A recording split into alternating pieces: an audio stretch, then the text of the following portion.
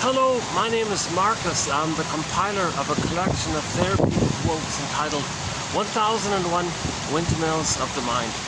A collection of advanced self-help quotes taken from what's often called the psychodynamic or the psycho-analytic perspective, which long ago, as I understand it, was referred to by some as philosophical medicine or narrative medicine. For the love of narrative medicine, to borrow a line from Steve Perry, the singer. He's got a song called For the Love of Strange Medicine. So let's borrow that. For the love of narrative medicine, philosophical medicine. For example, almost 3,000 years ago, the philosopher Confucius once said to his students, dear students, when I'm in a party of 3, I always have 2 teachers. To the one I admire, I study from him. To the other, in whom I see traits that I don't like, I search for those very same traits in myself. So Confucius, the philosopher, way back then, was teaching about what we can refer to as philosophical medicine or narrative medicine, or now it's called psychoanalysis or the psychoanalytic perspective, a thing that we now call projection. Something about you that belongs to you, and it's hard to know it, like it's painful to know it, but you're trying to know it. So the way you get to try to know it, that sort of intermediary way, like the process way, is, well, you attribute, you assign, you think, believe, fantasize that someone else possesses the traits about you that you don't want to admit yet. So you see it outwardly like that. Now, you see, if you admit it within, it's too much. So if you say someone else has it, it kind of like puts your attention out like that. It distracts you from feeling within. At the same time, you're creating a mirror. Lachlan calls it a mirror. So you look in the mirror and realize that what you're saying about someone else, that belongs to you. You projected it, okay, like a film projector. You put it out like that onto somebody, and then you see it. Oh my God, that's me. So projection is the means or the method, the psyche's attempt to get you to know what belongs to you. Why? Because there's this innate drive for healing. There's this innate drive for what John A. Sanford calls wholeness and healing. The more connected you are to yourself, the more you accept yourself, the more you reclaim and repossess and admit what it belongs to you, the more whole you are. The more whole you are, the more healed you are.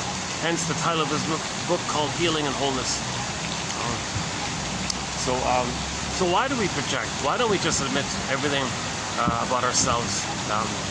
Why is it so hard to admit something about ourselves? Why do we got to project it? And why don't we just directly know it? That's a good question. Well, if the child is, unfortunately, a lot of children are getting abused. Emotionally, usually emotional, right? Neglect, emotional. There's even child abuse in the womb. There can be trauma at birth. A lot of babies are getting trauma at birth, and then there could be like a misattunement with the mother, a malattunement with the mother, where the baby doesn't get his basic safety needs met with the mother. That's a relational trauma, interpersonal trauma, developmental trauma, attachment trauma, betrayal trauma. Oh my God. So a lot of babies experience a lot of pain about themselves, about their identity, about their mother, what happened, and the byproduct of attachment trauma, relational trauma, is that the child feels rejected, unloved, unwanted, etc. Now that's within. It's denied, it's repressed, but it's a part of him. Now to admit it would cause pain, so later on, to not feel that pain, there's a thing called defense mechanisms. Maneuvers of the mind, operations of the mind, mechanisms of the mind called mental mechanisms or psychic mechanisms. So one of them is called projection. You say someone else is unlovable, no good, defective, unworthy, whatever. So that means you feel that. What you're saying about someone else, your belief about someone else is how you feel about yourself. It's about yourself usually, okay, 9 times out of 10 or whatever. The more emotional. There are realistic assessments outwardly, but generally speaking, so we're just for the moment talking about projection. Okay, so if the child thought that when his mother didn't see him and soothe him and take care of him, the child believed, is there something wrong with him? Like, mother, this is a big surprise to me. I had a natural expectation that you'd be my mother and you'd be there for me, that you'd hold me and see me and soothe me, and everything will be okay. Oh, what's going on? Oh, some kind of maintenance going. Yeah, I'll show you the swan later. There's some kids taking a look right now. Yeah, I'm back at this outdoor venue. Yeah, I did 4 videos in a park. Oh my God, all the interruptions, it was crazy. I did a short video in a mall, the last one, in a shopping mall. Oh my God, the noise level was through the roof. It was the noisiest video I ever did. I was shouting at the top of I was raising my voice to make sure I could be heard. So it's only a short video. But whatever the delivery is, however my presentation is, it's not about that. Okay? It's about the quotes posted below. So in each video, we have roughly 10 quotes on average, like this, in each video, and we have 10,000 of these babies. We have 10,000 videos, on average 10,000 quotes. So the hope is that 1 out of 10, any person over at midlife, any person, this is for midlifers mainly, right? That 1 out of 10 they will find helpful. It's encouraging or gives you a little insight, a little aha moment. 1 out of 10, that's sort of the goal, to see if we can get that 1 out of 10. So we have 10,000 quotes, so 1,000 videos, 10 quotes per video, 10,000 quotes. So hopefully if 1 out of 10 you like, each person can have their own customized, personalized, individualized 1,001 Windmills of the Mind. It's a good starting point. It's a good catcher's mitt of knowledge, so you can catch the ball, catch your feelings back to yourself. Psychoanalysis looks for an egg in a basket that's missing. So these quotes are an attempt to weave this basket, basically. Hopefully the fan is not muffling the... See, I got this odd... I got the fan here so I can do the video. And I've angled the fan so I can feel the breeze, but it doesn't interrupt the phone. Is it working? I'll find out when I play it back. It's tough to get the right angle with things. It's baking. You don't see it here, but I'm in a sauna. Like it's almost 40 degrees Celsius, 39 I think. And with the heat index or the feel real index or the humidity index, or whatever you want to call it, it feels like it's more like in the mid 40s like that. I couldn't do this without the fan, you know. And never mind that. Okay, so although I do hear some kids in the background having fun, that's great. Yeah. Most people are indoors.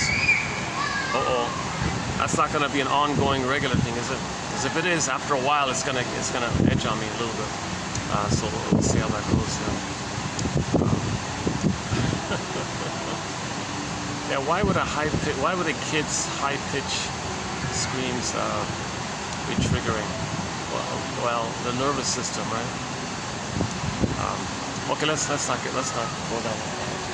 We do have a thread on anxiety. We recently covered some quotes on anxiety. I have anxiety. Let's do my disclaimer. That'd be a part of my anxiety if I felt a little edgy by hearing some kids screaming a little bit. That's a sign of my anxiety. The way I speak shows anxiety. My ums and ahs and stops and starts and self-corrections. You know, I sweat a little easier than the average person, I think. So I have anxiety. So one of the key quotes about anxiety is that when you feel anxiety, you're feeling the fear from the past which you don't remember. Your old childhood, infantile fears of the mother that hasn't been acknowledged, processed, seen, understood, accepted. Okay, those old fears. When something in the present, okay, reminds you of those past old fears, the language of that fear in the past is physiology, the survival response. So you'll get the physiological response, you know, shallow breathing or poor blood circulation and so on, right? So yeah, that's a very good batch of videos we did recently on anxiety. The BPD phenomena, prior to that, excellent 12 video batch of videos we did on the BPD phenomena, James Grosstein and Christine Lawson's book, Understanding Borderline Mothers, that whole area. You know, we did 26 videos on the work of the famous 70s psychologist Arthur Janoff. You know, when you first hear his name, you might, you know, cringe a little bit, but hold the phone here. He wrote 16 books throughout his life, and they're little known. I dug into them a little bit as best I could, and there's a lot of great material in there. In effect, I plucked out what I believe to be the top 300 quotes of his synthesis of psychology. So you're going to get an excellent intro to psychology if you check out those quotes. It begins with 2745 up to 70. And there we go. There's the star of the place. Yeah.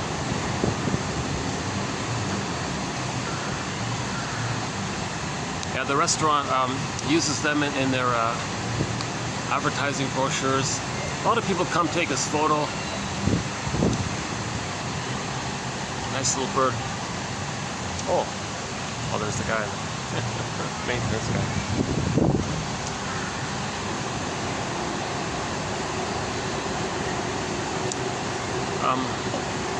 Yeah, that poor bird. About a little while ago, he lost his buddy. He was grieving. About a month ago, he lost his longtime companion. And I saw the reaction of him. He was kind of behaving oddly. I think he was grieving. I sincerely believe that swan was grieving when he lost his buddy there. He was old. He died of old age. He was an older bird and all that. His buddy. So I haven't been here in a while, so I think he's probably maybe recovered or something. We'll see how. Yeah, we have a thread on grief, complicated grief, aggravated grief, the derailment of the grief process, complicated mourning, pathological mourning, or the inability to grieve, basically. That's an important thread called melancholia, pathological nostalgia, etc. That's a very important thread. One shrink said all of the problems in this world is because we're not mourning, we're not grieving. And the purpose of therapy is to help a person get to that place. We got to get sadness at the console. And then when we admit a loss, identify the loss, face the truth, and the sadness is the natural response to loss, then sadness can step aside and joy can run the console. Yeah, I'm borrowing the Disney film Inside Out, where joy and sadness run the console. Now, joy and sadness run the console. The underpinning assumption, the underlying assumption is that the authentic identity is there. I feel, therefore I am. You need your amness. If you have your amness, your authentic amness, then you have the golden ball and the radiance and aliveness of needed feelings, appropriate feelings, including joy and sadness. But if the amness is frozen, petrified, turned to stone, unreal, down to Snow White in a glass box, that seems to be the most common image for trauma.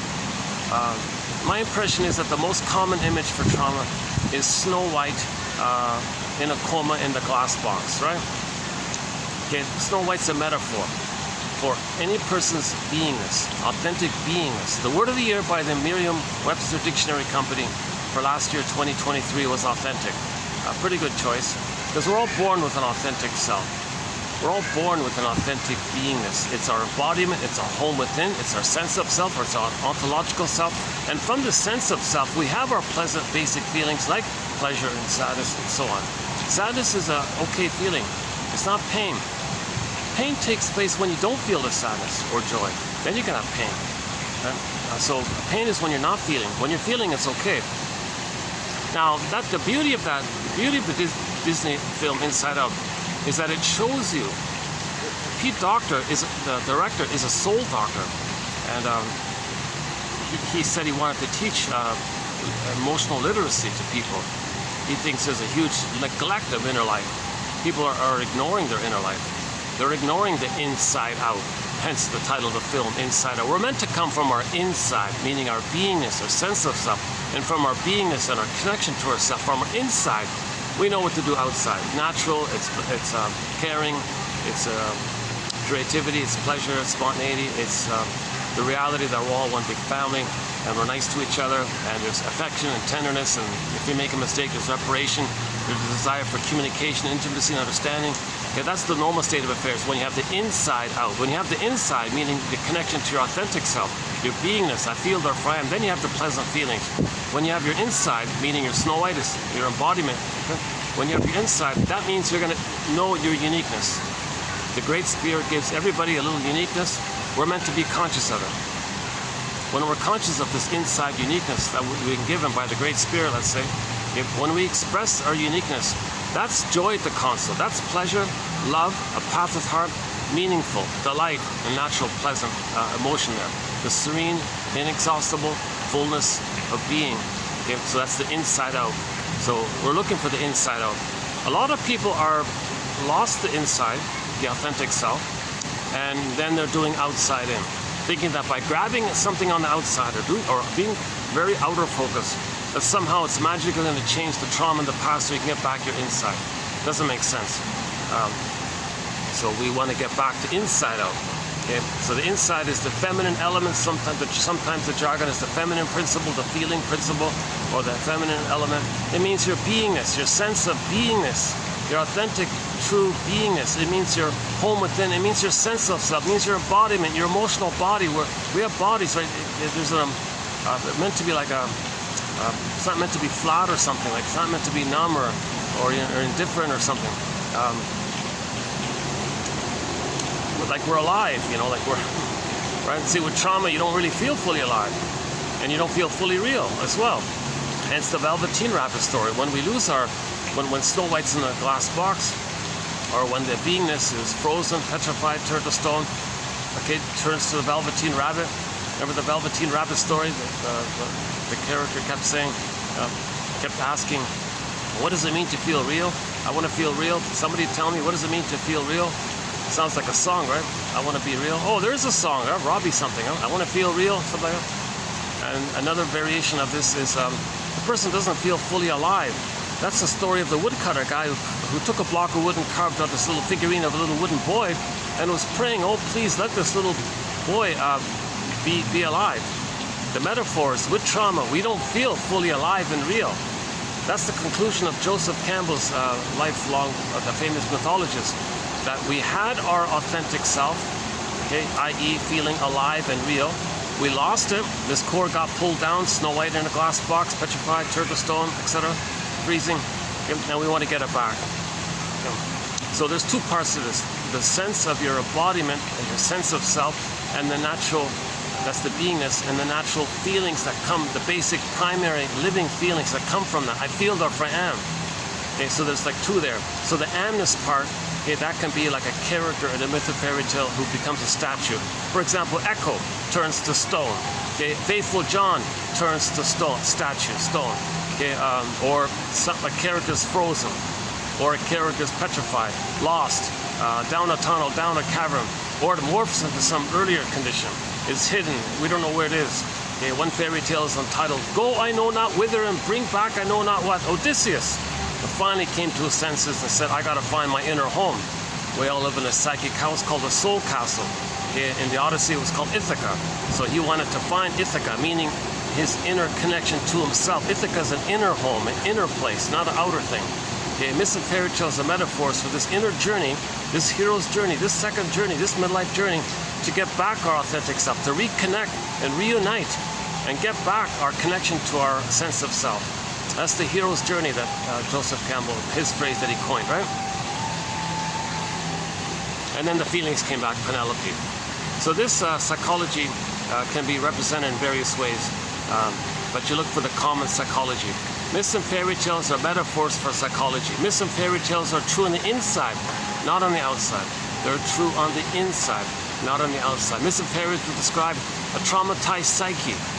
And the motifs of myths and fairy tales all around the world, any place, any time, the motifs are the same because they're all the storytellers' attempts to validate our trauma. We're homo traumacus. We became traumatized 10,000 years ago. Storytellers came on the scene and we're telling stories. We're getting little glimpses, making inferences, piecing it together, creating stories. It filters down through generation after generation, oral tradition, and things resonate with people, and finally it distilled. And we got the best of that. So thanks to the compilers like the Grimm's brothers and all the other compilers who wrote down the fairy tales. And the motifs, we realize, are the same. Now these motifs are all metaphors for psychological inner traumatic dynamics. They're metaphors for trauma, psychic trauma. Okay, so myths and fairy tales describe our trauma. We're homo traumacus. So we need validation. So we tell these stories, we feel some kind of resonance. These pictures, these wild pictures in the stories, they kind of reflect the wild pictures the baby is living with in the beginning. In the beginning, the baby has what's called primary mentation, primary process thinking. The pictorial, imaginal, pre-verbal, unsymbolized, things are imaginal, it's wild in there. Okay, Okay, in Alice in Wonderland, the cat describes it as mad. Alice even says, yeah, there's no logic. Up is down, left is right, here is there. There's no time. That's a big one. Oh my God, we just completed 4 videos on the topic of timelessness just before, prior to this one. So the 3 in the park and the 1 in the mall were all done on timelessness. One of the key descriptions of the primary process mentation. So the baby's living in primary mind, primary mentation, primary process thinking. This primary mind, like the dream mind, myth and fairy tale mind, thinks in morph and flip and twist, and this can be there. It's spaceless, timeless, infinity, no time, forever. Things are wild. Like things can, like for example, there's condensation. Because there's no time, all things can be in one time. Like you wake up in the morning, like when you're sleeping at night, you're swimming in that primary world. Your conscious mind kind of rests. I don't know if Johnny Sanford thinks your consciousness goes under the water. Hence he nicknames it the flood. Like your consciousness drowns down and you wake up, comes up again. I don't care about that part too much. But anyways, but the conscious, that's a secondary meditation. But when we go to sleep, a secondary meditation, yeah, let's borrow it. Okay, it floods. Let's say it's not.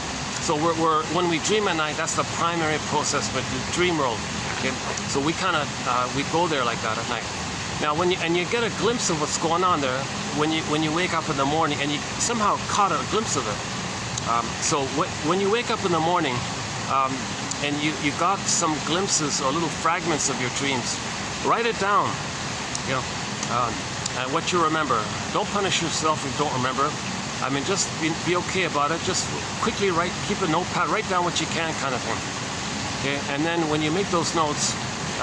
You can, one self-help author does TTAQ. Give the dream that you had a title, T for theme, so title, TT, title, theme, A for affect, emotion, and Q, formulate some kind of question you think your unconscious self, your dream world self, your primary mentation mind, your id, okay, that whole repressed self, denied self, secret self, shadow self, unknown self, okay, all the energy about you, that world, we live in this world, so the you in that world, the you in that unconscious world, if that you were asking you a question, can you come up with a question you think that unconscious you is asking your conscious you? Okay, that's Hermes flying across to the message. So TTAQ, title, theme, affect, question. So you make those like that. And then you say to yourself, drum roll please, it's like this in my soul today. That's Johnny Sanford's line. We got some good quotes by Johnny Sanford. Now once again, whenever I mention Johnny Sanford, I mean the psychology guy, the so-called Jungian or whatever. He gives psychological interpretations to myths, fairy tales, religious stories, and dreams. Those 4 he considers all products of primary mentation. Okay, sidebar here. Anytime we mention a religion or religious stories, it's only in the context specifically of when religion is specifically being used as a tool of the plunder and pillage systems. We're not talking about people who victimize, we're talking about the aggressor side. So just a sidebar there. So we got a whole topic on psychoanalysis and religion, which is jam-packed with psychology. Our opening intro quote to psychology of religion is 1203, and then you can go to Mel Faber, 1218, and it goes on. Lloyd Demas, oh boy, we've got a wealth of material there, but let's not do that here this time. But Johnny Sanford treats religious stories and puts them on the couch. He says, forget about what the thing says superficially, the manifest. Look for the psychological message. Like any kind of story, myth, fairy tale, religious, and when you wake, things are wild and flip-flop, and when it's not conscious, when it's not conscious logic, that's a byproduct of your unconscious. So your unconscious is showing you the theme of your trauma, the theme of your unmet needs, the theme of how you cope with trauma, the theme of your repetition compulsion, the theme of your illusion and your fantasy of one day getting love. Okay, it's showing you these types of things. Okay, your symbolic, relentless hope to get mother's love, your anger at her, maybe what you're doing that's dysfunctional, and how where'd you learn it, and it's giving you little clues like that, or just showing you what gives you homeostasis, like what what fantasy wish fulfillment calms you down based on your psychic structure. Then you know your psychic structure. Okay, the humor can sometimes evolve. So, anyways, there's a lot of material that. Well, let's not go down that road today here. But the point is, when you wake up in the morning, TTAQ, then you say to yourself, "It's like this in my soul today." I think that's important. I think that's a good line. It's like this in my soul today. Okay, now you're connecting with your inner self, your unconscious self, your secret self, your second self. When you say know thyself, you got to know your conscious self and your unconscious self. So you want to know your unconscious self. Your unconscious self is sometimes referred to as the one who walks with you, who's not like you, who is you. Someone's living my life, I know nothing about him. Don't you want to get to know this unconscious self, this secret self? It's you. Don't you want to get to know him? In the comedy film, or semi-comedy film called That Uncertain Feeling, the young lady went to the shrink and he explained to her, yeah, your symptoms, these problems, you know, it's a message from your stranger within. I'm going to introduce you to this stranger within. She joked and said, I'm afraid of strangers. So sometimes this unknown self is called the stranger within. I don't find that too helpful. I think it's just repressed self, denied self, disavowed self, disassociated self, secret self, second self, shadow soul. In literature, it's the double motif. Yeah, that's a key one. In literature, when the novelist creates a character that the protagonist is supposed to befriend, and that character is called the double self. Okay? The protagonist is meant to befriend the double self because the double self represents a personification, a compilation, a composite, an embodiment of all the disowned traits of the protagonist. So the therapy technique is the protagonist dialogues with the double self because that double self is him. It's a fantasy metaphysical idea. It's a psychotherapy idea, right? So it's got to be fantasy like that. So the story, he's meant to befriend the double self because that's him. It's a technique to get to know yourself. Okay, so you project your unknown traits onto the double self. The double self holds your repressed traits. So get to know yourself because he's you. He's your repressed you. It's much more than the alter. Think about it as the alter ego, but in a more fuller way, I guess.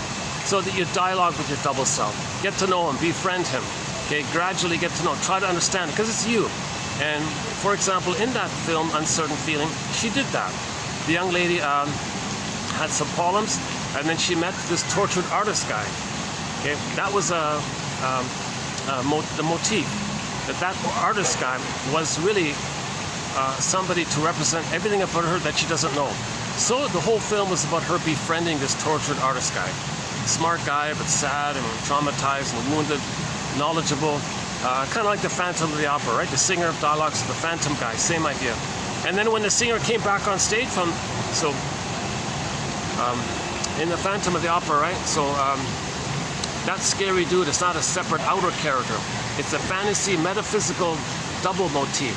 The singer on stage, okay, when she goes downstairs to the basement, okay, that's a metaphor that when we look in our unconscious and have some dialogue with ourselves, but how do you dialogue with your unknown self? We'll create a character. And that story was called the Fancy Guy, the scary dude with the mask and all that. So she befriended that scary dude. It's him. It's the singer's own rage, pain, shame, mask, hiding, angry, hidden. You know, it's all that fear and rage and all. So, but she befriended this beast or whatever you want to call it, this scary dude. So because it's her, she understands that this is her wound, this is her pain, this is her. The character is just a device to help you get in touch with your pain and trauma. So she dialogued with her pain and trauma. She got to know the truth about what happened to her. Okay? And then she reclaimed, she reowned, she accepted, she resynthesized. She said, I get it now. It's painful, but she got back, felt more whole, healing and wholeness. She felt more whole. So when she came up to consciousness, okay, that's why she was a better singer. Because she was more whole, she was more integrated, and that's why she was a better singer after she dialogued with the Phantom guy. Okay, so back to the Uncertain Feeling. Similar motif. Okay, there's the young lady, sad face is painted over with a magazine smile. So she was going through life, always putting on a happy face, but really she was sad inside, and then she got a symptom. So she went to the shrink, doctor, I got this symptom. Oh yeah, it's a communication from your unconscious self. It's a communication of your denied emotions coming through your body. You know, when you were a baby, you had emotions to your mother shamed you, and your emotions turned inward, now went through the symptoms, so it's communicating outwardly like that. You mean my psychosomatic symptoms are emotional? You mean it's me screaming and crying to my mother, and it's just gone through like a detour way inwardly like that? That's the idea, that's the theory. Oh my God. So you want to think in those terms. So anyways, the denial of the communication, the denial of her in response to mother shaming her, you create a character called that tortured artist guy. So she spent the whole film befriending this artist guy, and sure enough, at the end of the film, her symptom went away. Because the symptom is communicating that you're denying. When in the Odyssey, when the Poseidon wave, okay, I'm talking about the Hallmark one, starring Armand Assante, filmed in Turkey. It's an international production. One of the most famous directors on the planet at that time filmed the Odyssey. I keep forgetting his name, Jesus. I remember the soundtrack guy, Eduard Artemiev, because he passed away about 2 years ago, and we have 2 songs from the soundtrack of the Odyssey on our soundtrack, Calypso and the finale. 2 great songs, 2 amazing, wonderful songs on our soundtrack. Well, it's off the soundtrack to the Odyssey. When I say Odyssey, I mean the TV series starring Armand Assante. He's the main actor, the guy who played Odysseus.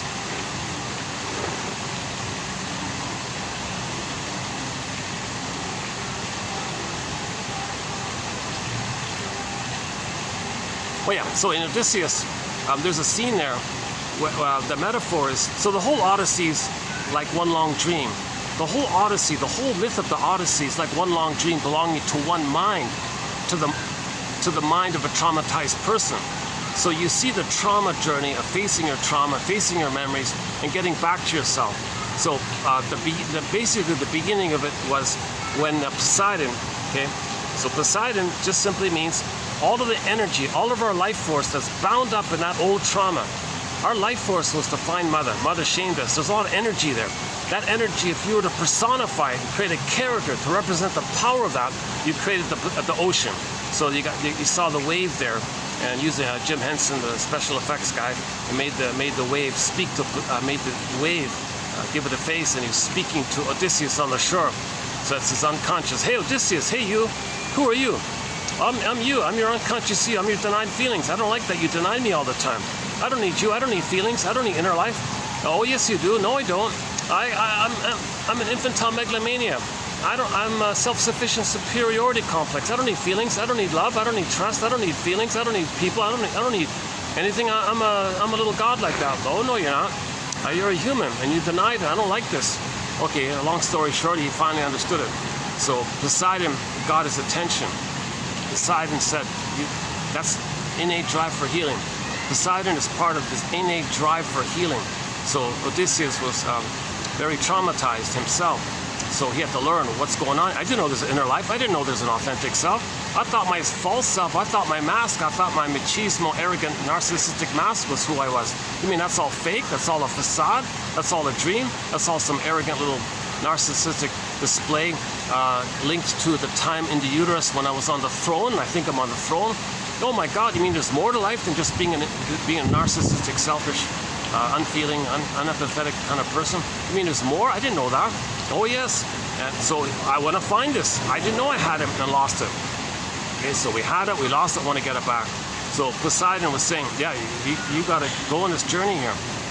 So he finally got the message. He finally got it. Okay, that's the death of unreal hope is the birth of new life. So when you finally get that moment at midlife, that's called the death of unreal hope. But when you give up that unreal, relentless hope that what you're doing is somehow going to heal you, okay, that what you're doing is somehow going to change what had happened to you in the nursery time trauma. When you get that that's false, okay, that's a defense mechanism to avoid the pain of trauma. When you get that, then you give that false defense mechanism up, then that's the birth of new life.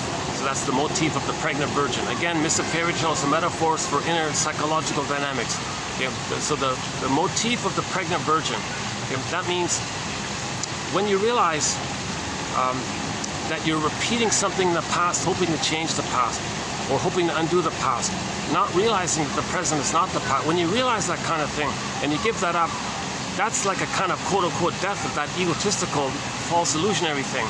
Martha Stark calls it the relentless hope. Janoff calls it this unreal hope. Okay, when you get that point and you drop in that kind of, you sink like that, like, oh my God, you know, you're feeling something, huh? Well, that's that moment when you feel something new. That's the birth of the return of yourself. So we had ourselves, we lost it. Okay, the moment you realize the pregnant virgin, and you get it back like that. Uh-oh. What happened to the fan? Oh, the wind, that's why I'm sweating. Let me make a fan adjustment here. I think the wind is pulling the fan, the air away. Hold on a second.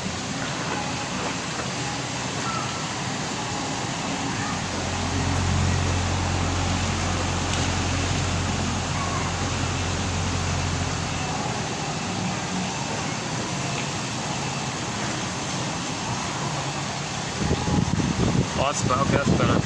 Give me a second here. Hold on a second.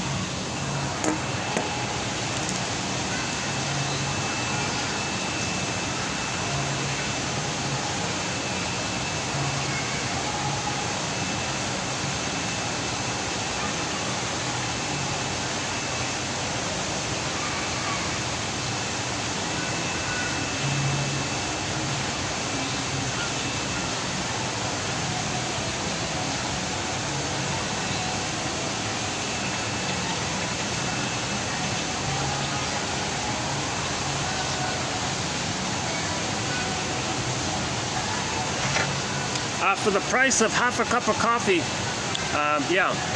So literally, for the price of half a cup of coffee, or even a third of a coffee, one can get this encyclopedia.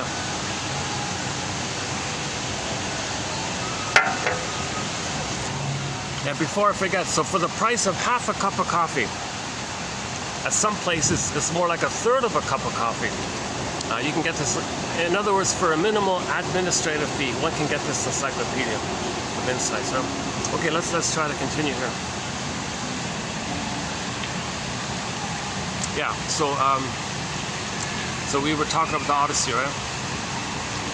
So Odysseus finally realized this this issue, that he was far removed from his inner home. Oh my God, that long distance represented the huge gap between how far removed he is from himself. Okay, so that gap where he was to his Ithaca, to his home, that long distance he had to take. That's a metaphor of the huge gap that when we freeze our soul due to trauma and we develop a false mask persona, which we live through, the false self, the unreal self, the persona, the mask, okay, the famous mask. So we live through this mask. And we can still get 10 PhDs, we can still get 10 medals, we can still get 10 awards, we can still write 10 hit songs. Okay? Odysseus, he can still be a hero and all, whatever, in his land or whatever. He can still be, he can still function in things, but you're missing something. And there's a huge gap like that. So when your soul is frozen early on, and you develop the false self, and you're living through the false self, part of the false self is to keep you away of the pain of losing the authentic self. So this goes on, you're getting older and older and older. The gap gets wider and wider, and the pain builds up, it snowballs.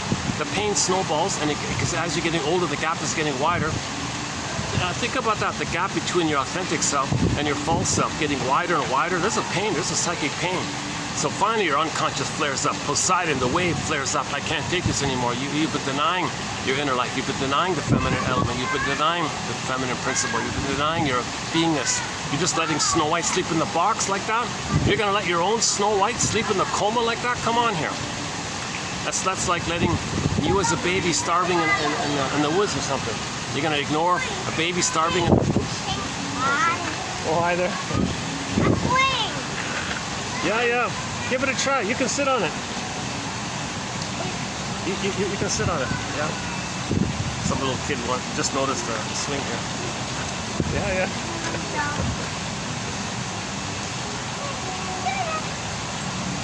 Oh, he's more interested in putting his toy doll on the swing and swinging the doll rather than him swinging for himself. He's having more fun thinking that he's pleasing the doll. Oh, here's another one. Hi. Another doll. another one, yeah. Oh, now there's two dolls on the swing, and the two little kids are both swinging. It looks like a horse, not a doll. I guess it kind of resembles like they're rocking, maybe they're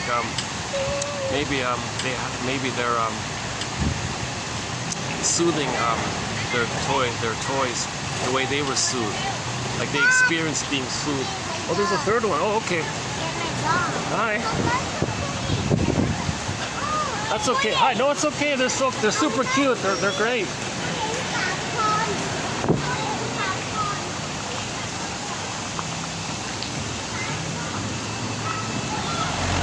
Oh, there's a third one with a doll as well. But the mother told him, "Leave the guy alone." But I was gonna leave to make the third one. I give the third one space. If the mother waited a moment later, the third one could have.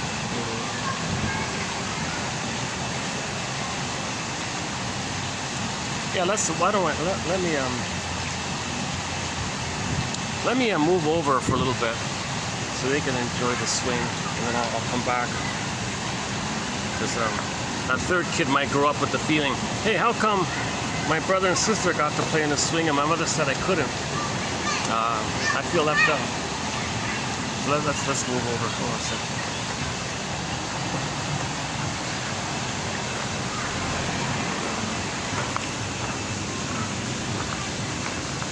Oh, they found another swing.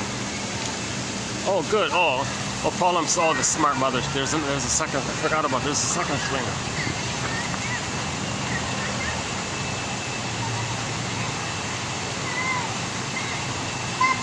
Yeah, she's a good mother. Yeah. Friendly. Yeah. You found another swing. Yeah. You can use. You can use that anytime you want. No problem. I'll move the next time. Yeah.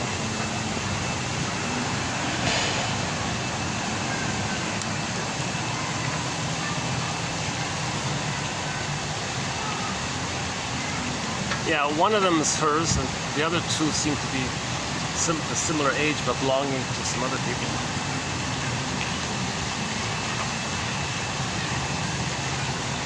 Yeah, one of them looks just like her. Yeah, the boy looked just like her. Yeah. The girl looked. I couldn't see the third one. Okay, never mind. Yeah, so this is a very good place for kids and family. This kind of place. It's got the swan here, and there's peacocks inside, and some rabbits, and it's sort of circular kind of place. The restaurant's got 2 floors for functions. Oh yeah, there's a lot of company events, and one time there was a big engagement party for a couple was here. I saw at some tech company did their event here. So on. And this is a landmark place, very historical place. It's been around here for thousands of years apparently. It's been around, and then a few decades ago they preserved it into the form of a restaurant, but on the agreement I think that they're going to leave it like this. Because the promo says they're trying to preserve a little bit of the flavor of the old garden style that existed 1,000 years ago kind of thing. So yeah. Nice little place. Now, luckily, no one uses it too much in the heat like this. Okay, let's go on. Yeah. So Odysseus, the first thing he did. Well, one of the early things that he did was he saw that he got some inference from his unconscious. He visited his unconscious, so he got some kind of inference or impression or dream or something. He got the message somehow to him that he's being that he betrays himself because his mother betrayed him, and he's doing it again and again like Sisyphus. Okay, so when he went to the underworld scene, we saw Jocasta. Jocasta means when a mother used the baby to comfort her. Okay? So the Jocasta style of mothering is when anytime a mother feels that she enjoys the blissful oneness with her baby and uses the baby to maintain a feeling for her of the blissful feeling of oneness that she was missing when she was a baby. So she parentifies the baby. So she's using the baby in effect. Some mothers use the baby. Some mothers use their baby by reenacting what had happened to them, because those mothers have unfinished trauma with their mother. So they recreate it. So when these mothers have a baby, they say to the baby, "Hey baby, I'm going to replay what happened to me. I'm going to recreate what happened to me because it's unprocessed, it's unmetabolized. I don't know it. I don't even understand what happened. I'm going to recreate what happened to me in the past because my trauma is in a state of timelessness. All time is that time. So baby, you're on the steam. Welcome, baby. But I'm not going to see you for who you are. I'm only going to see my past. So baby, you're going to play me when I was a baby. You're going to cry for love just like I cry for love. So I'm going to see you as me crying for love. Okay? I'm going to play the mother who said no to me. Okay? Now you're going to play me. I'm her. I'm going to say no to you. That replays how my mother said no to me. So she's using her baby in some kind of repetition compulsion with the fantasy that she can change the past. Really? Seriously? Her shaming her own baby somehow means that the baby is a proxy of her crying for love, and somehow the past is going to be changed? Not making sense. There's neurosis. To boot, the mother is loyal to the mother doing this, but she's also simultaneously angry at her mother and wants to change the mother. So she evokes in her fantasy the baby as her as a baby, shames her own baby the way she had been shamed. And then in the Alice in Wonderland, primary process thinking, hocus pocus, auto-hypnosis, she'll shape-shift, flip or morph the image that her baby played as her. Suddenly the baby will now play the shaming mother that the mother experienced. Now she'll be herself fighting with her mother. Think about the poor baby in the situation. The poor baby can't say, "Hold the phone, mother. I'm not you from back when you were in the nursery."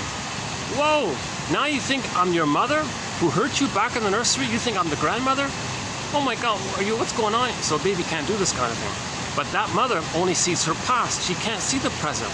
When a person's in so much pain with the past and it's related to survival, they only see that. They don't see the reality of the present. So what's the poor baby going to do like that?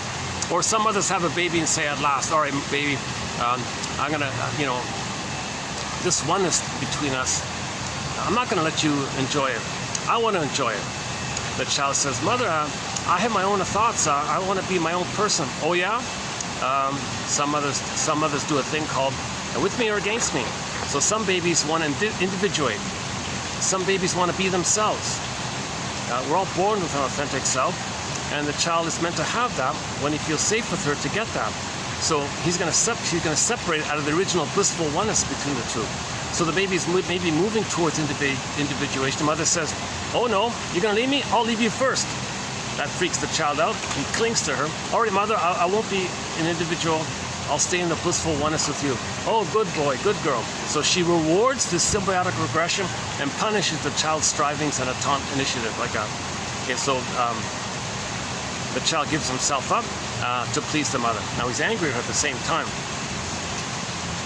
Some mother, or another way of saying it is, some mothers have a baby and they say, "At last, now I have somebody who will respond to me, see me, take care, be there for me, not let me feel alone, let me feel the blissful oneness, let me feel young and youthful, let me feel important, never let me feel alone, just do what I say, and respect me." This, because my mother didn't do those things. So she parentifies the baby, And there are several other old cunning tales like this. It's kind of surprising about this, but part of the healing journey is to understand that the mother herself is engaged in repetition compulsion, that the mother herself received attachment trauma with her mother. So when there's trauma, we repeat, restage, reenact again and again throughout life, hoping that since it's still the past emotionally, maybe the past will change. But there is times it doesn't work, it's neurotic. So when Odysseus went into the underworld, he saw Jocasta there, okay? Meaning he saw, in one interpretation of that scene where Odysseus saw his mother in there, some shrinks interpret that as Jocasta. So he recognized that his mother, who's in the hell scene, and we make a joke about that, and he's in the hell scene. They're both in hell, right? Meaning shame. Hell is a metaphor for the emotion of shame. It's not an actual place. There's no actual physical place called heaven or hell. myths and fairy tales are metaphors for inner dynamics. The emotion of shame is an inner dynamic. It's a feeling. It's a shame. Okay? It's a burning, biting feeling. So the storytellers will describe some fiery kind of place, unknown, dark, and unconscious shame. So there's unconscious shame. So hell means shame, this burning, biting feeling. So when he faced the shame, okay, of being cunning-tailed by his mother, used by the mother, exploited by the mother, unseen, unloved by the mother, betrayed by the mother, betrayal trauma, okay, that he feels shame by that. So when he got in touch with some of that shame, he realized the mother shamed him, and he identified with her and acts like Agamemnon, who betrays the feminine element. Again, metaphor, not literal, metaphor. So he betrays himself the way his mother betrayed him. Odysseus looked into Sisyphus' face, so in the distance he saw Sisyphus rolling up the boulder up and down. Odysseus looked into Sisyphus' face, and he was, oh my God, he had this horror. It's his face. So he's learning it. He's doing the same thing around and around again. Mother hurt his soul, damaged his soul. He, as Agamemnon, damages his soul, and it goes around and around, and it's timeless, infinite. In hell, it's no time. He's doing it forever. Infinity, infinite, infinity. Spaceless, timeless, doing it all the time. And he's stuck in this hell forever kind of thing, right? So he freaked out, said, oh my God, this is awful. Now you're getting somewhere. Now that's narrative medicine. For the love of narrative medicine. Thank you, Steve Perry. That's a great line for a song. Oh yeah, I bought our soundtrack. That song, one of the songs from that album, which For the Love of Strange Medicine is on. Another song on that album, that second solo album of his, is called Friends of Mine, with the blues harmonica. It's like a fun, upbeat rock blues harmonica. I love the song. It's a great song. It's in our soundtrack for fun. I included it because maybe in the future I'll do a thread on the only child syndrome. So it's sort of a seed there. We don't really have a thread on a birth order, but I learned that Steve Perry was an only child, and then here he is writing a song about friends. So the main line in there is, it doesn't matter who you are, you cannot buy friends with caviar. So I think the underlying point of that lyric is, how do only children find friends? Because only children, they don't really have that banter with the siblings, right? They're very caught up in the intensity of their parents. Maybe they got to keep their parents together. Sometimes children are used to keep the parents together. Sometimes children feel the pressure that they got to please both parents to keep them together. So they feel a lot of pressure, intensity like this. So they feel overly responsible. They don't know how to relax and play with the siblings. So how does an only child, if that's the case, when they grow up, how do they make friends? They feel too serious. They feel they got to save them or protect them or be an adult. They're premature adults or something. They never really had that kind of play like that. So how do only so the theory is, on average, I don't know, I'm sure there's some survey we can cherry pick that says that adult children have a harder time making friends. So my guess is maybe Steve Perry, who was an adult child, maybe might be kind of questioning about this, because he said in an interview, geez, I really didn't feel like we were friends. Like his bandmates there, they kind of like ostracized him a little bit. They just treated him like the talent, but not really like a friend. Just they used him. It was a useful thing for them, but they kind of ignored him. So that's why they kind of left him all this. So I didn't know that, and then he was an only child, and then he's writing a song about friends. How do you make friends? You can't buy friends with caviar, no matter who you are. How do you make friends? He's saying he has friends. These are friends of mine. That might be wishful thinking. That might be him saying, I wish I had these kind of friends that I'm fantasizing that I have. I gotta pretend I have friends all the time. Maybe he's doing something like that. So I was thinking, it's partly psychological, this issue of only children being more responsible like that, and the whole birth order issue by Adler, and maybe in the future we'll cover the only child syndrome kind of thing. So, but most of the songs are there for some psychological message.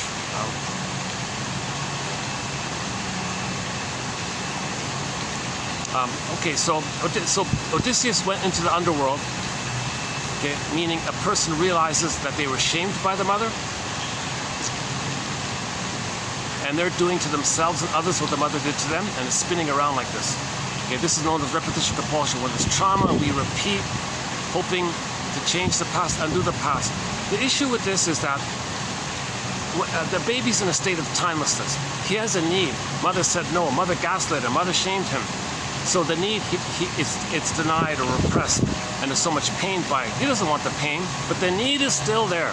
The need is still there, but the pain, so he doesn't know the need, but the need is still there. That's a huge inner conflict. So now he needs to get those needs met to love life in the present. A baby who's traumatized, a person can't just say, okay, forget it, I'll just love life in the present. No, the psychic structure needed to love life in the present is either A, having been loved to reach differentiation, or B, at midlife, you forgive the mother and get it back yourself. But so you got to do one of the, it's going to be one or the other. So this is, saw Sisyphus. So Sisyphus means we're repeating again and again that loop with the mother. Okay. So quickly, once again, memories are relational. Baby cried for love, mother said no. The need is still there, but mother said no. The pain, but the need is still there. The need is still there, but the pain said no, but the need is still there. It's a timeless dilemma. It's infinite, no time. It goes on forever like this. So imagine this. Let's call it the cry for love. Let's imagine this memory circuit. Baby cried for love, mother said no. No time, still has the needs. Cry for love, mother said no. Mother saying no compulses the child to cry for love again, although he doesn't know it, but mother said no. The compulsion needs the love, but mother said no. So it's kind of there, it's not there, but it's still there. He needs the love, but the pain, he's afraid to know his needs, but the need is still there. Something like that. Imagine this, let's call it the cry for love. Okay? So one famous self-help line is everything's love or a cry for love.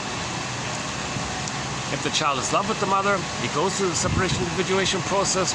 He experiences a blissful oneness, a symbiotic oneness with the mother. At 4 to 5 months, he hatches out. He has a love affair with the world.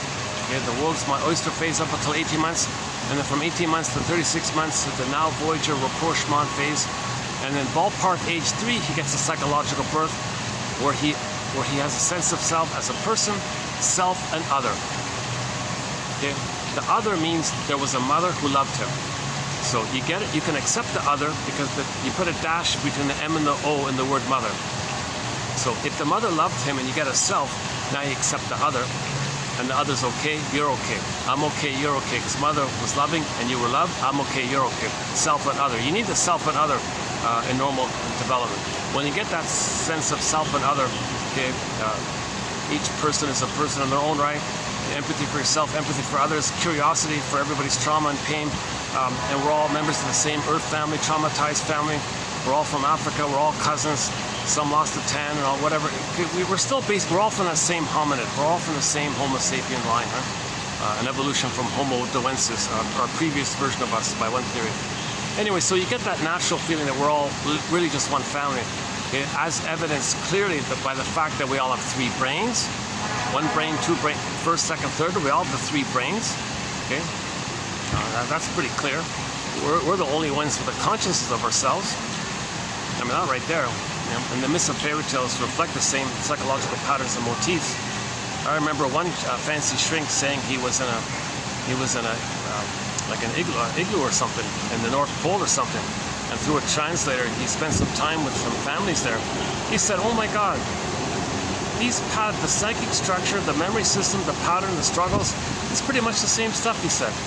Like the gajillionaires and the poor people just trying to catch a fish, looking for a seal. Oh my God, looking for a seal, yeah. Yeah, one of our songs, sad story, one of our songs on our soundtrack is called Looking for a Seal by the singer Kelly Fraser. Sad story about her.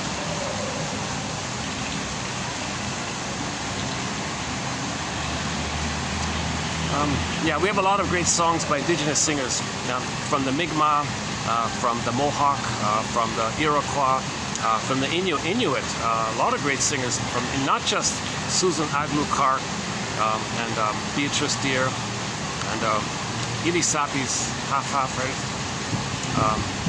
Brian Andre, the Kashtan Band. Those are a lot of Inuit singers, right? We've got a lot of great Inuit singers. But there are indigenous singers from all around. Robbie Romero, his song Heartbeat, Jeepers. You know, Willie Mitchell, the one who sings Call of the Moose, and Willie Dunn, the great Willie Dunn, right? The Mi'kmaq singer. Kayla Lynn Johnson, her song called Gentle Warrior. You know, geez. Brian Andre, Edie Sapi Beatrice Deer. I know Eastern Owl, a band called Eastern Owl. The lady who sang the song Child of the Government, there's a video, yeah, you can see the video there, Child of the Government. What, there's more. Yeah, I can't go on with that thread. It's a little emotional. It's always sad to be reminded of. Where's this one?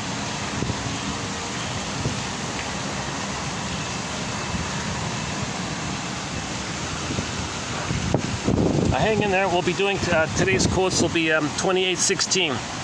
Some solid good quotes from an assortment of authors: Karen Horney, Otto Rank, Ferenczi, Hartog, Collis, a guy named Paul Wachtel, and a new author as well. Yeah, so stay tuned. Yeah, just take a half a minute break here. Let me wipe off some perspiration.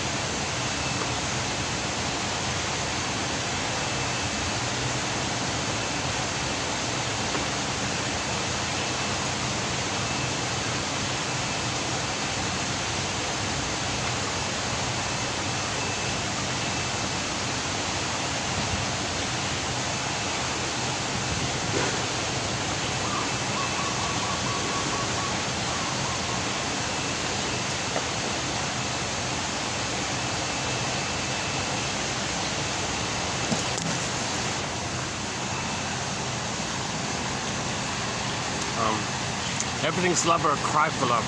So if the child goes through the developmental process and gets to a place where he's conscious of his uniqueness, which he expresses, that's called loving life and all that. Now, if he doesn't get a chance to do that, well, he's traumatized, so he wants the love. That's called the cry for love. Now, this memory of the trauma took place during the time when the baby is experiencing primary process thinking, primary process mentation. His secondary mentation hasn't come online yet. He's only in the primary process. Now this primary process is timeless, and the trauma is going to take place in this timeless time. That's quite a curse like that. That's really, I think maybe when people say curse, that's maybe like that, when the baby's traumatized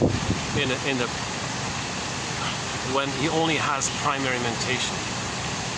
In the primary mentation, his experience of trauma took place in a time of timelessness, and you're going to repeat that infinitely. That's quite a curse like that. So that's called repetition compulsion. So memories are relational. Baby and the mother loops around. The memory is pressed down into the survival brain. Okay, first brain, second brain, third brain, evolution, right? The first brain is the primitive survival brain. The memory gets grooved in, sealed in, imprinted in. There's even a name for the chemicals that kind of seal it in like that. Now, all of the energy, the child's energy is life force. Ilan Vital, what is it? The life force is kind of looping into this energy. It's spinning this wheel like that. It's spinning this thing going round and round again. That's pretty powerful because all the energy of the person is devoted to this memory. It's a struggle with the mother. It's unfinished business with the mother. It's this relentless pain with the mother. Come on, mother, don't hurt me. I need love with you. I need your love so I can be myself. Don't hurt me. But there's no time. But the need is still there. But the pain made him repeat. But he can't repeat because of the pain. But the need is still there. This is a huge inner conflict. Okay, this is a huge inner conflict. This need and the fear, wish and the fear. Let's call it the cry for love. As a metaphor, let's groove in this tune on a 45 disc record because 45s have only one song. Side B being the same song as side A, or there are no grooves on side B. So imagine this 45, okay, and the memory turn into a song. Okay, and the song says, "Mommy, I need your love." "No, baby." Okay, it's a painful song, right? Imagine a person having only that record and not being able to enjoy other songs. There are billions of songs out there, right? He can't enjoy it. He would love to enjoy it. He would love to love those songs, but he can't. He only has that one 45. Or on his digital player, on his iPhone, he only has that one song on there. So he would love to listen to other songs. He would love to turn the channel and play lots of songs. But the problem is his iPhone is stuck with only one song. And he can't find other songs. He doesn't have access to it. He has no way to listen to other songs. He's stuck with that one song. Let's go back to the 45. Edmund Burger, one of our mentions, puts it this way. Neurosis is the petrification of an inner conflict that's repressed. Now, neurosis means the person's going to be neurotic, meaning you're going to dwell in the past and see the present as a new edition of the past, as a replay of the past, as an instant replay of the past, a new edition of the past, a reenactment, a restaging, a melodrama, a psychodrama of the past. You're going to restage the past to the present because you still think you're in the past. Or you're going to transfer the past to the present, and the present is called the presenting past. Because your emotionality, your inner life area is still in that timeless place of the past. So all time is that time. The present's still the past. Okay? So yes, with your false self, you know the present's the present, but your emotional self, no, it's still the past. That split like that, right?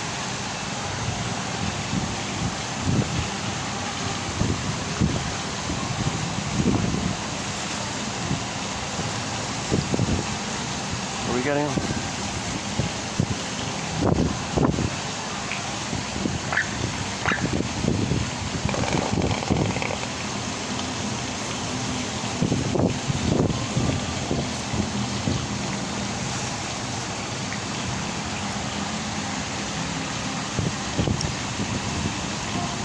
Sorry if I'm shaking, I'm trying to grab some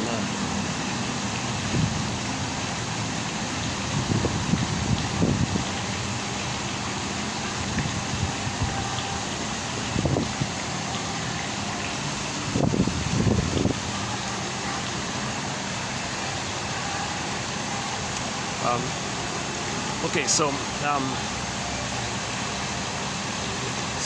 the fantasy is that when there's trauma, we repeat. Paul Libby Russell, 2119, talks more about this. 2119, Paul Libby Russell. Or just type in the phrase repetition compulsion in the search engine for the channel, and you'll get hundreds of excellent quotes on it. Yves Henrik is a very good recent one.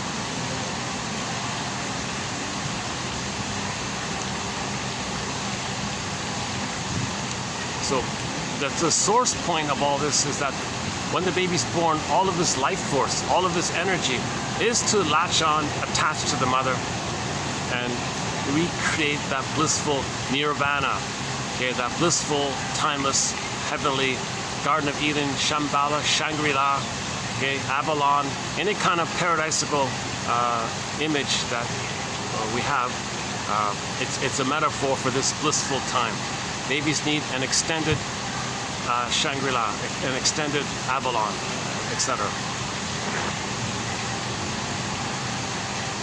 All of his life force is to search for that attachment with the mother, that secure, blissful union with the mother, the unico mystica. So that's sort of the source point of the push, right? Okay, so Edmund Burglar, our mentor, one of our mentors, puts it this way. Every neurotic is a music enthusiast, but he only has this one record that we're talking about now. Every time, and he carries this 45 with him everywhere he goes, into the pocket or something. Every time he sees a turntable, every time he sees a record player, a phonograph, a Victrola player, with never-ending fiery ardor, he says. There's that compulsion, there's that, what we just mentioned, the child's life force. With never-ending fiery ardor, passionate energy. He's going to run to the turntable, look for the cord, plug it in, put his 45 on the turntable, put the power switch on. Now the turntable's spinning around, picks up the needle, puts it to the beginning, gently places it down to the beginning part. He hears the crackles and scratches, and he plays that only tune he has. And he does it again and again and again. He only has that one record. Next day, same record. Next week, same record. New town, new place, new set, new scenery, new people, same record, same record. Okay, wherever he goes, any place, any time, any new job, any project, any relationship, anything, he plays that same record again and again and again. That's neurosis. That's what we mean by neurotic. He doesn't care about the vividness of how the present is very different from the past. He's just playing that stubborn old record all the time. Okay, the metaphor means he's going to reenact this scene that took place in the present that caused that record. He's going to restage it to do that cry again in the present. So he uses the present as a psychodrama, melodrama. Oh, okay, hold on a second. Let's do this.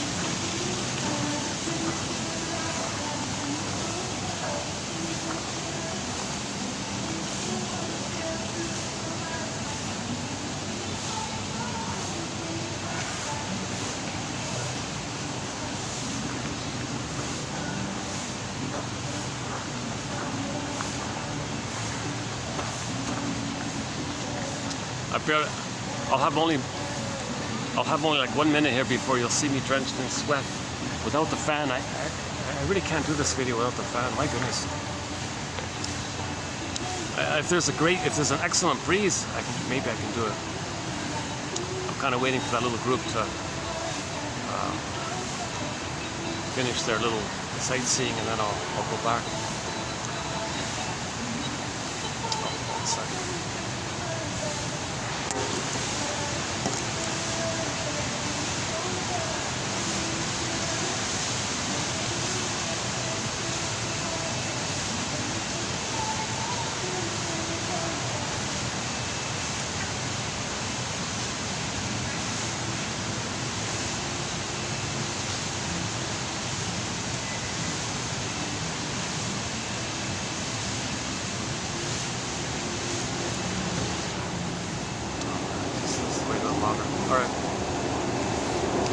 Every neurotic is a music enthusiast, but he only has one record. He carries this one record with him everywhere he goes.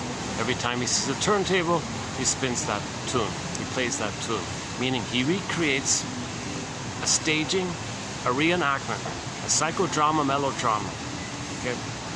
So he'll use the present like a staging, like it's not real. Like people are real and all that, but he doesn't really see it like that. He uses people like props, almost like phantoms of his past. Okay, you're gonna play me in the nursery. I'm gonna play the mother, or I'm gonna play me and you play the mother. So he just wants to. He's not gonna fully see people for who they are in the present. He can't do that because his perceptual apparatus is so narrow. He only sees the projection of his past. He can't see the present. When there's so much pain in the past, you only see the past. The present is just filtered through the past, and you only see everything through that past lens, that past blueprint, that past template or script or schema. And it's a problematic schema. It narrows your focus and your needs were unmet. And you only see that kind of thing. So you're not in a place to love life in the present, to see people for who they are, to have empathy and affection and even being fully present for others, or just having curiosity for people, not for an agenda, but just to be present and caring. Like you're not really loving life in the present. You're just going to use the present in order to stage the past, because all you want to do is replay the past. So in the present, the person is going to recreate that thing with the mother in the present with others. Now here's the thing. The way it's done, there are two ways this is done. Now this is really sort of a key thing here, I think.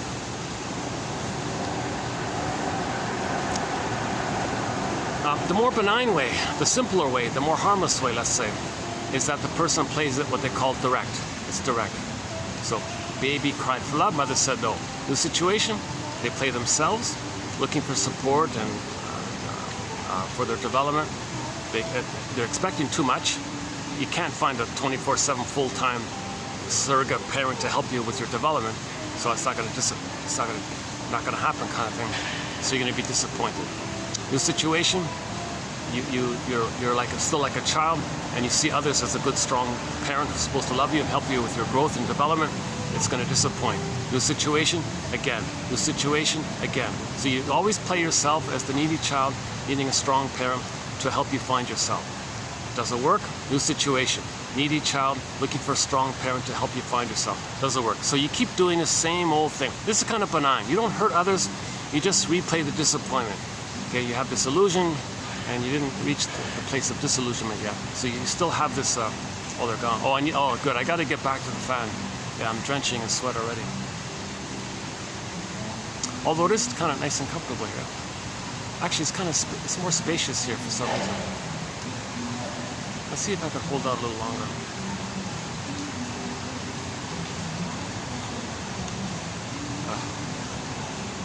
Yeah, sorry.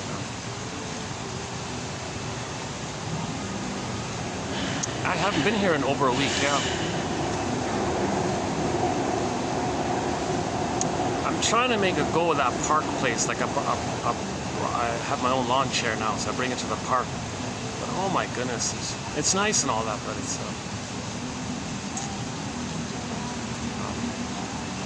big city.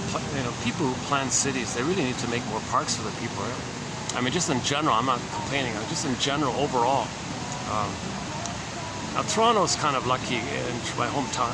There's parks all over the place. Every neighborhood has like a huge park they can go to. Like every neighborhood, you can access 2-3 parks. There are 2-3 parks within walking distance in every neighborhood in Toronto, basically. Right? It's quite amazing. It's a huge. Toronto's like one big massive park, basically, right? Except for the downtown section and the condo sections on the edges. But Toronto's a nice residential city like that. People say it's boring and all this. To some degree, it's true. Yeah, like for tourists and this, it would be kind of boring. I think so. Yeah, it's more of a place to live and all. It's not really a fun kind of touristy kind of place. It's not Venice or anything.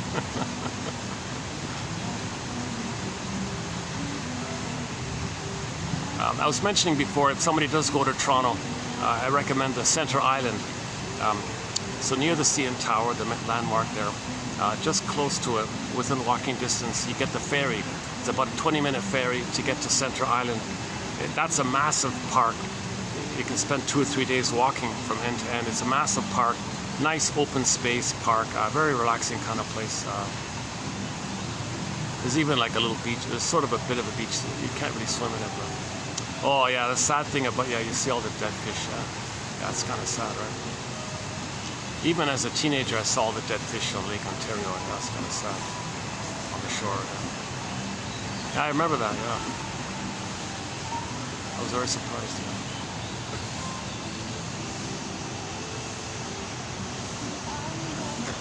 Oh, let me go back. I gotta get the fan.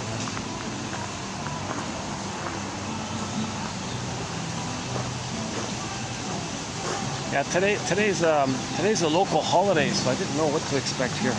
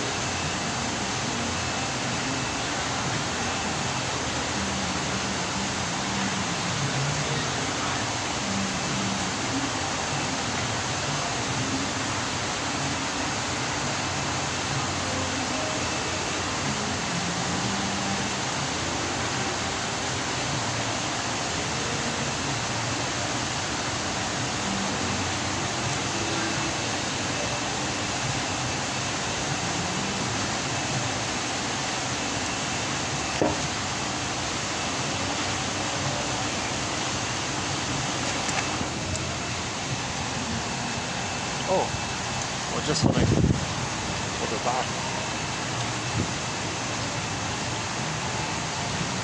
Oh, yeah, they came back. I thought they left, but they're still around. Hold on a sec.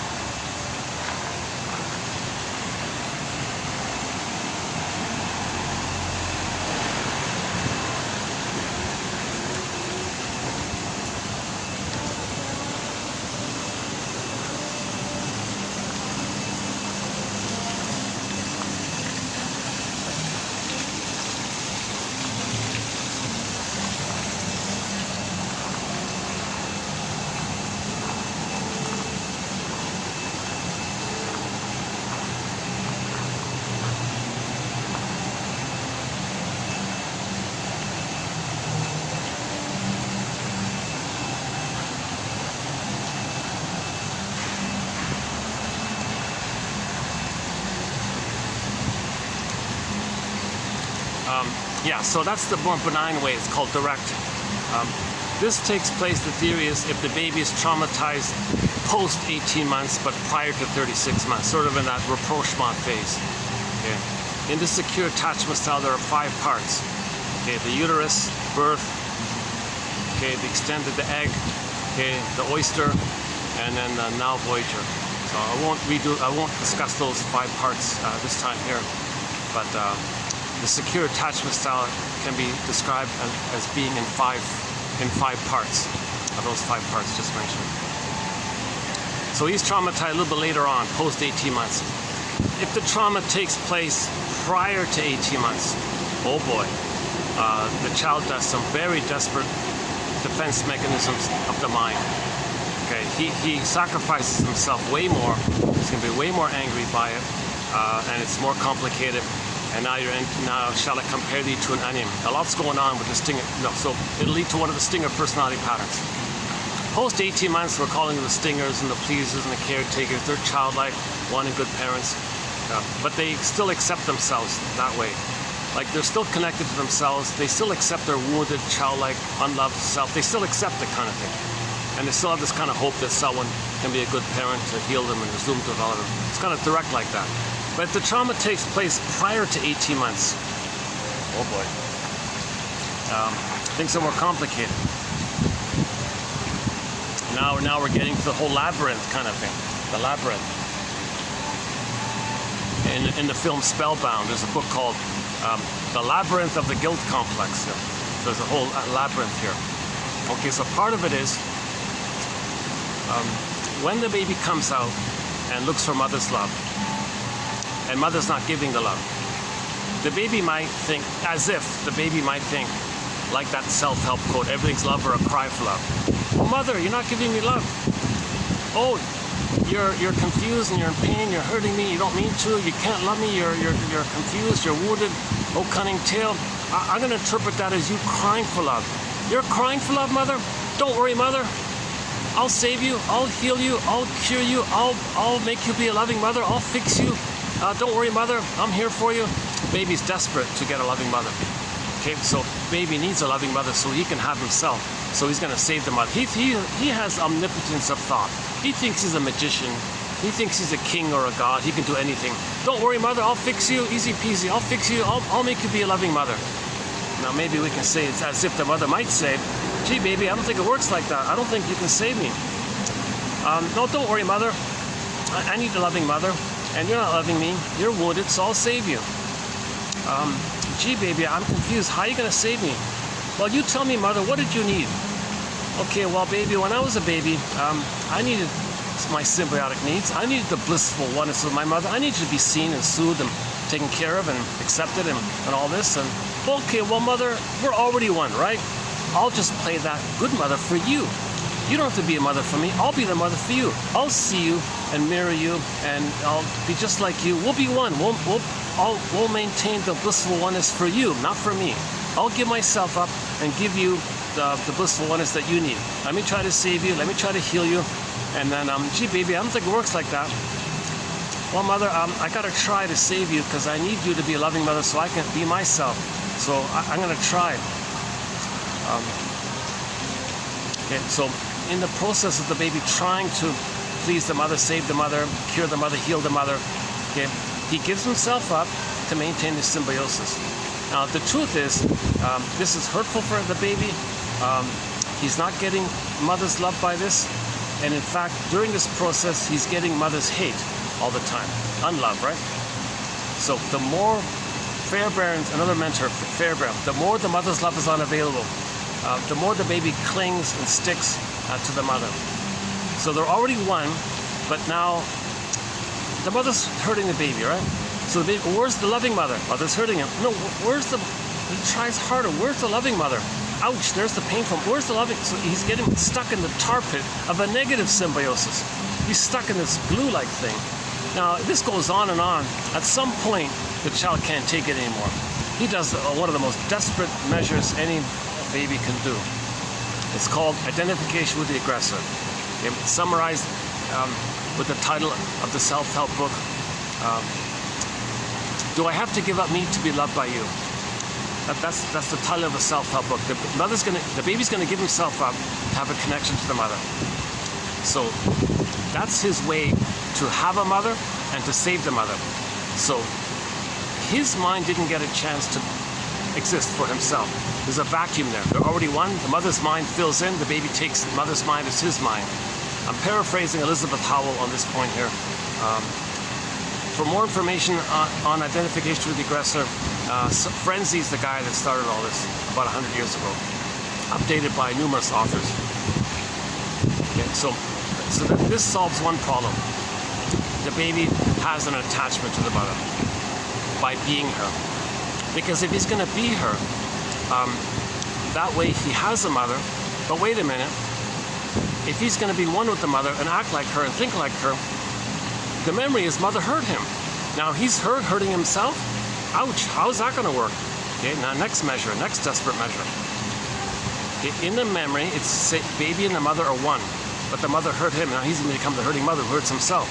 How does that work? How does he be the mother who hurts him and expresses anger at the mother if he is the mother? How's that going to work? Okay, enter proxies, scapegoats, emotional triangle, Murray Bowen, family systems theory, evocation of a proxy. So when he plays the record in the new situation, he plays the record. The record said the memory is mother hurt him, but he becomes the mother who hurts him. How's that going to work? He can't play himself. It was so painful being him that he became the mother who hurts him instead. Now he's got to hurt himself the way his mother hurt him to have the mother? How's that going to work? Ouch. Well, he's going to do it, but he's going to distract himself from it by evocation of a proxy. He'll find a non-threatening substitute other, whoever's in front of him basically, whoever he's close to, whoever he can find. He'll make it up if he has to. He's got to find somebody. Okay? In effect, in his fantasy, he's going to evoke them in his imagery as that person being him crying for mother's love.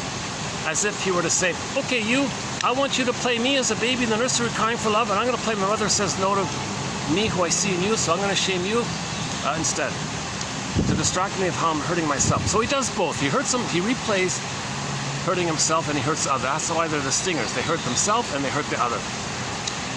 So he still hurts himself to be loyal to the mother, to have an attachment to the mother.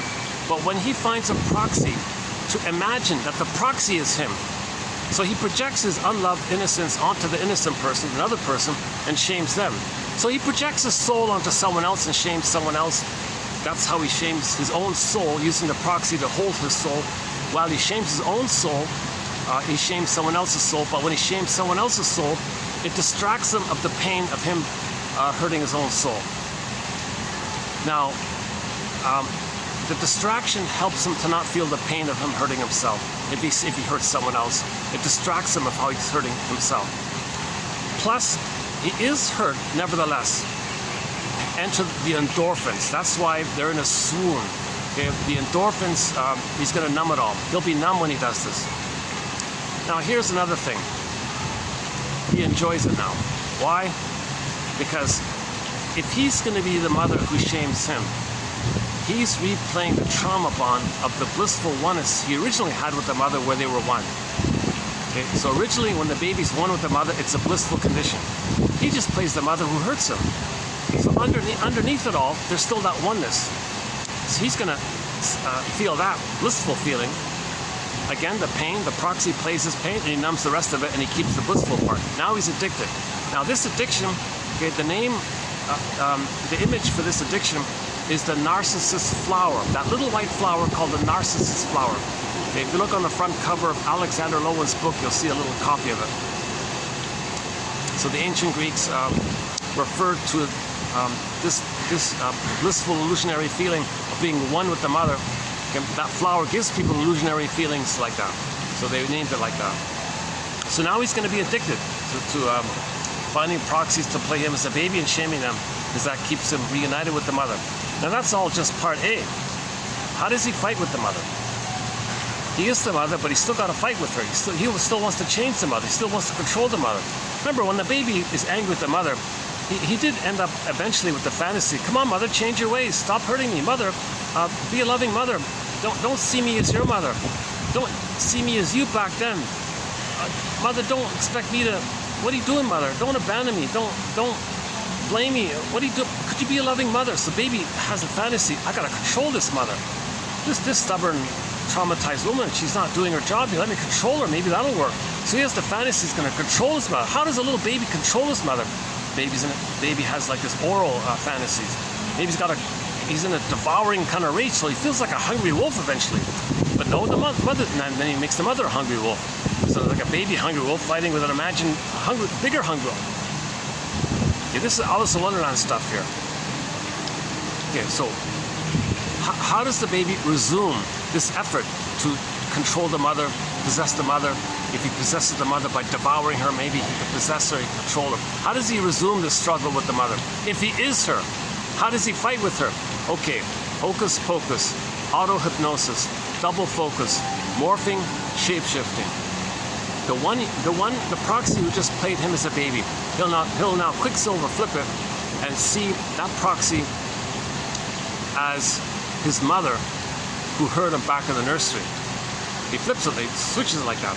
Now he'll play himself and continue the struggle with the mother, using the proxy, seeing the proxy as the mother. So now he wants to emotionally control the victim, the proxy. First he hated the proxy, okay, the way his mother hated him. Now he wants to control the proxy, so he hates him again. It's like a double hate. He hurts and hates all the time because the mother did that to him. So he hurts the proxy the way his mother hurt him. Now he wants to control. He hates and wants to control. Using his anger, he wants to control the proxy, thinking the proxy is his mother. This is back to the place, in that timeless place where he's at the nipple and mother is force feeding him, using a schedule, giving him a rubber nipple instead of the real nipple. Or mother puts honey in the rubber nipple. Mother withdraws prematurely. Mother's trying to control the baby. Oh yeah, baby, you're going to be autonomous? I'm going to punish you. You're going to need me? I'll reward you. I'll feed you. You'll be yourself, and I'll punish you. So she's brainwashing. This baby's very angry by this stuff. So he's back at that place. Now he wants to aggressively control the proxy person, who's the mother. Now the proxy person can't say, hold the phone here. I'm not you from the nursery, and now you think I'm your mother, and now you think I'm the mother who hurt you, and now you want to like control me, thinking I'm your mother back then? Are you psychotic? The shrinks call this perverse thinking, or psychosis thinking, or psychotic-like thinking, or secret psychotic thinking. Psychotically neurotic, neurotically psychotic. So the emotionality is the psychotic, but he still has the false self, which understands reality, but he's driven by the psychotic part. So he's psychotically neurotic, or neurotically psychotic. James Grotstein's amalgam theory, where he can understand the present, but he's still being driven by the survival anxiety of fighting with the mother. So this is another thing, another trait about this is called relational PTSD and survival anxiety. When the baby's being traumatized at the nipple in the breastfeeding time, okay, he's in survival mode. Okay, his authentic self is frozen. Snow White is frozen in the glass box. He goes back to the primitive brain, that first brain called the survival brain, the amygdala. It's all flared up and angers the reactivity of that. Okay, so he's always in survival anxiety. Imagine that going on underneath, right? And later on, you say to somebody with a stinger personality pattern, gee, don't you have any feeling for that other person? I'm in survival anxiety, but don't ask me that feelings. I'm just trying to survive. That was hurtful what you did. Well, you're hurting me by saying that. Like they'll flip and twist and blame and accuse. They're survival anxiety. They're in the mode. It's like saying to a baby, baby, you just bit your mother's nipple. It's like saying to a 2-day-old baby, your mother is in pain like this. When don't do that. He's not going to understand or register that. It's kind of like that a little bit, right? So this flared up survival brain, Janov jokes, yeah, you don't talk feelings or reason with a crocodile or something. And sometimes the nickname for that brain is the reptile brain, the crocodile brain, the dinosaur brain, the lizard brain, the gecko, whatever, salamander brain. We're not calling any people those things. We're nicknaming that part of the brain. Once again, we have 3 brains. The famous triune brain, the 3-in-1 brain, the brain with 3 parts. So we got the basic primitive survival brain. The brain stem, the amygdala, like that. Just cares about survival. The language is visceral, sensations, fear and anger mainly. Although we say fear and anger are emotions or feelings, it's more about visceral sensations of the stress response of adrenaline, cortisol, like that. They're not technically the primary feelings. They're a kind of feelings related to survival anxiety, quote-unquote feelings. They're not really feeling you're in physiological survival mode. So that's the confusion about our emotional illiteracy. We don't even distinguish between basic feelings from our authentic beingness of joy and sadness and all that, and the survival place of fear and anger. Fear and anger are not technically feelings, they say. It's like the stress response and all this. So we got these 3 brains. Okay, Janov calls them 3 memory systems, 3 lines of consciousness, 3 minds or 3 brains. So that first one is the primitive, it's the survival brain. It's sensations and visceral sensations. The language is neurochemistry and pulse and blood circulation, posture, what tension in your body, psychosomatic symptoms, anxiety can come, of course, anxiety is going to come from there. Anxiety means you're terrified with the mother, and those old fears are coming up through your physiology. So anybody with anxiety is coming from trauma that early on. That's the theory. Okay, the middle brain, the second brain, that's the feeling brain, the feeling brain. Okay, joy and sadness are there. It's linked to your embodiment, your sense of self, your ontological self. We're mainly from there. We're mainly that mammal body. We're mainly from the body, okay, your embodiment. And you got the pleasant golden ball feelings of joy and sadness. Now your cortex, the third brain, okay, that's just your awareness of it all. So normally your cortex, you're aware of your feeling brain, your identity, and your uniqueness, which you express. And that primitive brain is just kind of resting there. And it's just mainly, maybe flared up if there's an earthquake or a possible car accident, or like just like emergency moments kind of thing. It's not meant to be permanently 24/7 flared up, right? But if that's the case with stinger personality patterns, they're coming from a 24/7 permanently hypervigilant flaring up of that. They're not caring about the feeling self. Snow White is sleeping. And that survival brain co-ops the third brain, to create excuses, to create lies, to cloak it, to search for symbolic mother, to covertly express your anger at mother. So it's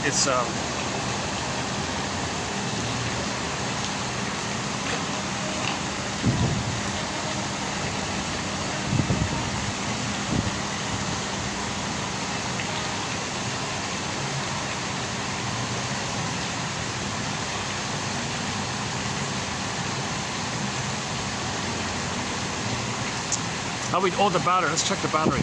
Oh, the battery's holding up. Okay, good. Okay, so I have this irregular thing going on with my battery, my phone. This time it's working up here. It was funny. This is the third video I've done in a row where it's only like an hour and a bit, but it feels like 3 hours. Something strange is going on with me. This video and the past two videos are shorter videos, but they feel like much longer videos. That means I'm experiencing some unconscious sadness or something. I feel that, yeah. When I'm feeling good, the video, I can do an 8-hour video, it feels like 2 hours. If I'm feeling not the best, a 3-hour video feels like 10 hours. Like a 2-hour, it's funny like that, yeah. And this came up during the topic of time and timelessness. Yeah, this issue with me came up discussing the issue of time and timelessness. It's funny about these quotes. Sometimes these quotes trigger stuff, and you might get dreams, so you gotta be on alert out for that, right?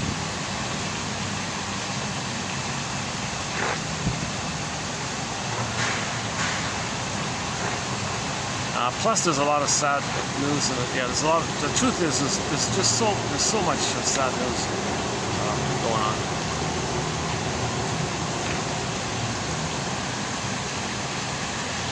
2725 part 3 of 3, we did a thing called the 48 symptoms of Homer Traumacus.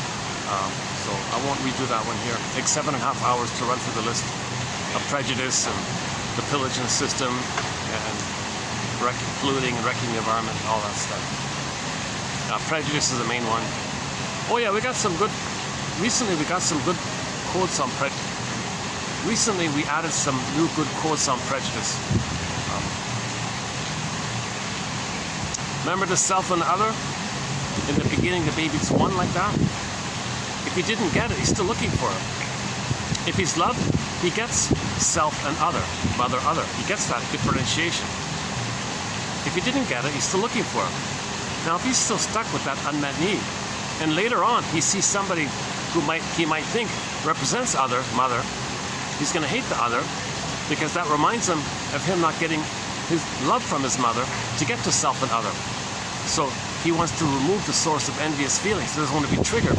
So he'll diminish or devalue or say bad things about the other, thinking, I can't be triggered of not getting mother's love to find my selfhood, my personhood, my identity. And you seem to have you represent other. Well, my other mother didn't love me. So I'm reminded of how my mother hurt me. So I saw this agent of hate, this typical propaganda spewing out this typical crude hateful rhetoric. In Route 66, they call these characters agents of hate. Hate just means, oh my God, when the needs are met, the pleasant feelings are there. When the needs are not met, the pleasant feelings zoop away and angers at the console.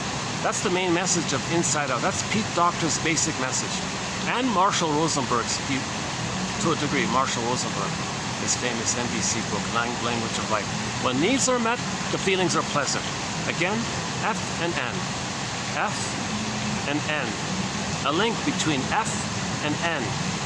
In general terms, when a person's needs are met, there's a feeling by that.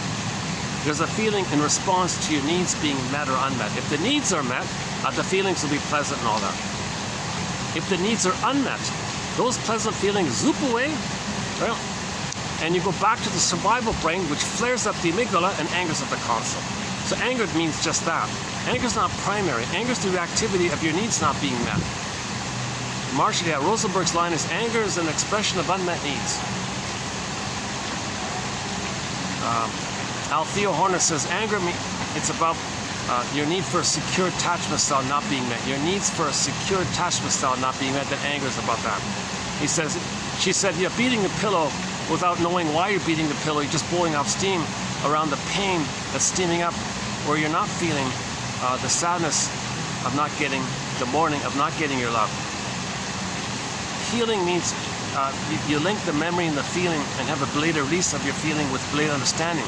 Just blindly beating the pillow, that doesn't do anything. You're just blowing off steam around the pain of not feeling. When you feel, you heal. When you don't feel, you get steam and you blow off steam. Anger's not healing like that.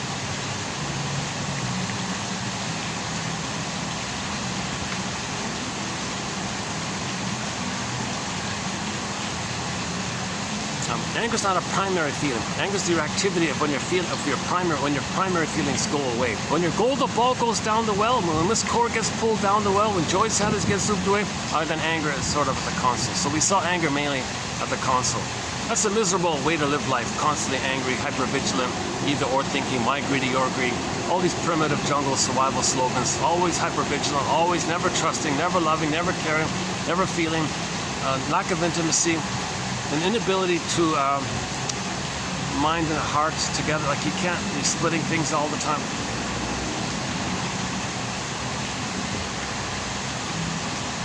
So yeah, that's okay. I'm tempted to go down that path, but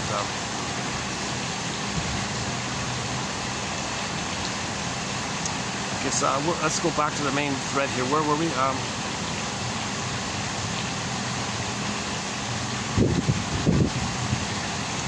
So we're talking about when the stingers replay the record, right?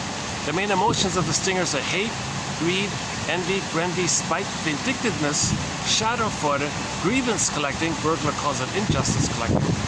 Okay, now since there's no identity, you don't have sadness. If you don't have sadness because you don't have an identity to have sadness, that means you don't mourn when there is a loss.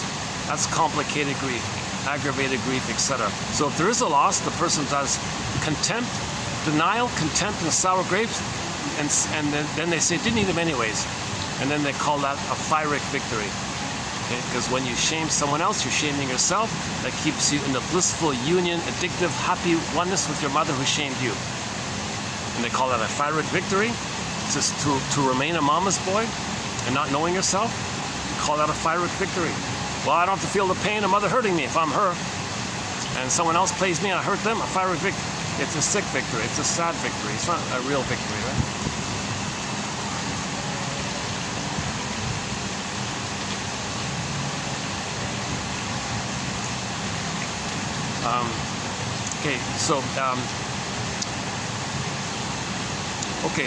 When the stingers, when any one of the stingers, so the stingers, okay, a personality pattern that develops when there's trauma prior to 18 months, okay, the various narcissistic types, okay, the turtle one, the clinging vine one, okay, the cookie cutter exhibitionistic one that we mostly know about, but then you got the voyeur one, the voyeuristic one. Masterson refers to it as the closet one. I don't like that. I'm personally having a hard time with this phrase, closet narcissism. The way he describes it, it sounds like he's describing voyeur narcissism. Like the catwalk model, displays as self-superior. I don't need you. I'm self-sufficient, self-superior, arrogant. I don't need anybody. I'm a little god complex. I don't need anybody. So she's playing an exhibitionistic display of that narcissism, that she's in a blissful imaginary oneness with the universe in her mind, and she's a little god or prince or king or queen or whatever. And then that's so she's exhibiting it. Now you got the people watching her with their cameras or whatever. So they're like the voyeurs of it, where the model is the proxy for their wish to exhibit it, but they're afraid to exhibit it. So it's reversed. They're the voyeur of it. Yeah, there's a whole topic in that area. So they reject the quote-unquote more human side of being human. If they see somebody with feelings and vulnerability and affection and tenderness and trust, you're a fool, you're an idiot, you're naive, you don't understand life, they think like a jungle slogans. They're going to hate all that stuff. They're going to see it damaged because it was damaged in them, and it was hated in them. So if they see somebody in the area of trying to heal and be more in the human area, they hate all that because it was hated in them. and they become the hating mother, the envious mother, do that to them, and they feel blissfully, gleefully, sadistically delighted like that. So the emotional sadism, okay, shall I compare thee to an onion, cloaks over or masks over the underlying emotional masochism, which the victims play. So they have emotional masochism underneath, they just get the proxy to play it, or where they play the mother, okay, who hurts the other, who's them.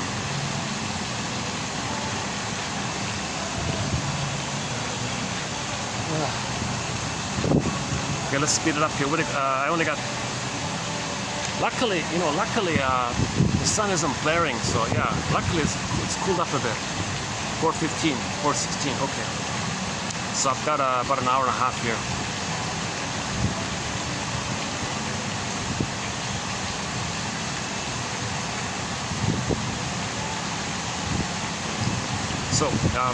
So the stingers,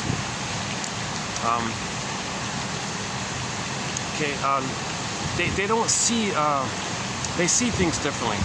They see things only in terms of survival, hence all of their jungle slogans. One famous short seller on YouTube said, he was asked, why do you destroy the planet for a quick buck? Why are you destroying the planet for your greedy ambition? You know what he said? Well, it's my greed or your greed. If I'm not going to gobble, you're going to gobble. And he's even said, I don't trust anyone, not even you, nice Mr. Interview person, with all your fans and all this. I don't trust you. I don't trust anyone. My greed or your greed. So they have this barbaric kind of primitive survival slogan. That's a symptom of trauma to be like that. Humans are not like that. That's not basic. That's nonsense. Karen Horney, read Karen Horney. She clarifies that.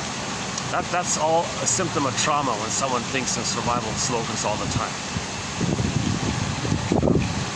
Another characteristic in this area is that if two stinger personality patterns, what are the narcissistic patterns? Could be the bully pattern, lower functioning BPD pattern, Iago, that character, Iago, okay, filled with envy. See, envy is very pronounced in the stinger personality patterns. Because the baby regards the mother not as the loving breast, but as the envy breast. And he's got to become the envy breast, because the baby believes the mother envy breast hated his goodness. He's got to become her.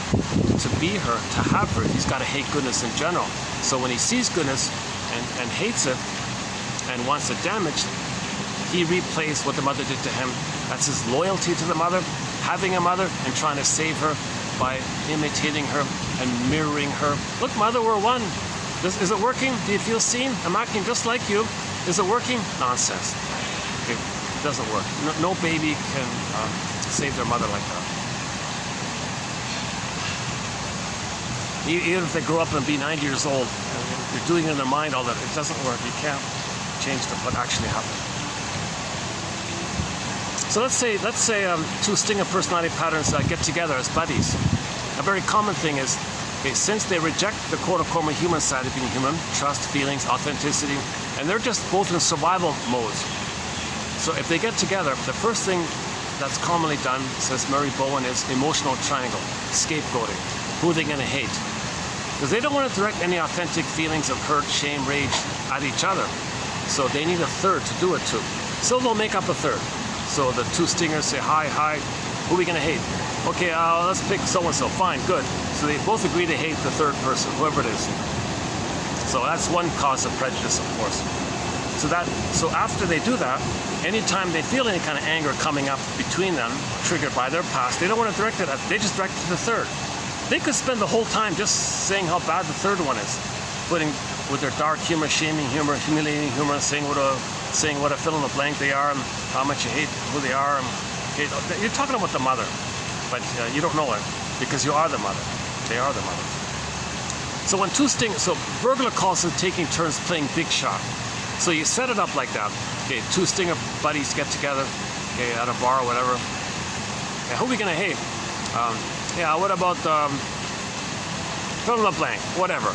It does. Whatever's convenient, whatever's at their disposal, whatever someone comes up, it's arbitrary pretty much. Usually, if someone shows any kind of signs of otherness, if anyone shows any kind of signs of having a different culture or language, that might be convenient. Because if they represent other, wait a minute, they didn't get othered, like they didn't get love from the mother to be an other, to be a person to person. They didn't get that. So they may choose somebody with a different culture or something, because that's the commonality between the two. They'll both hate the other because neither of them got enough love from the mother, and they don't want to be reminded of that.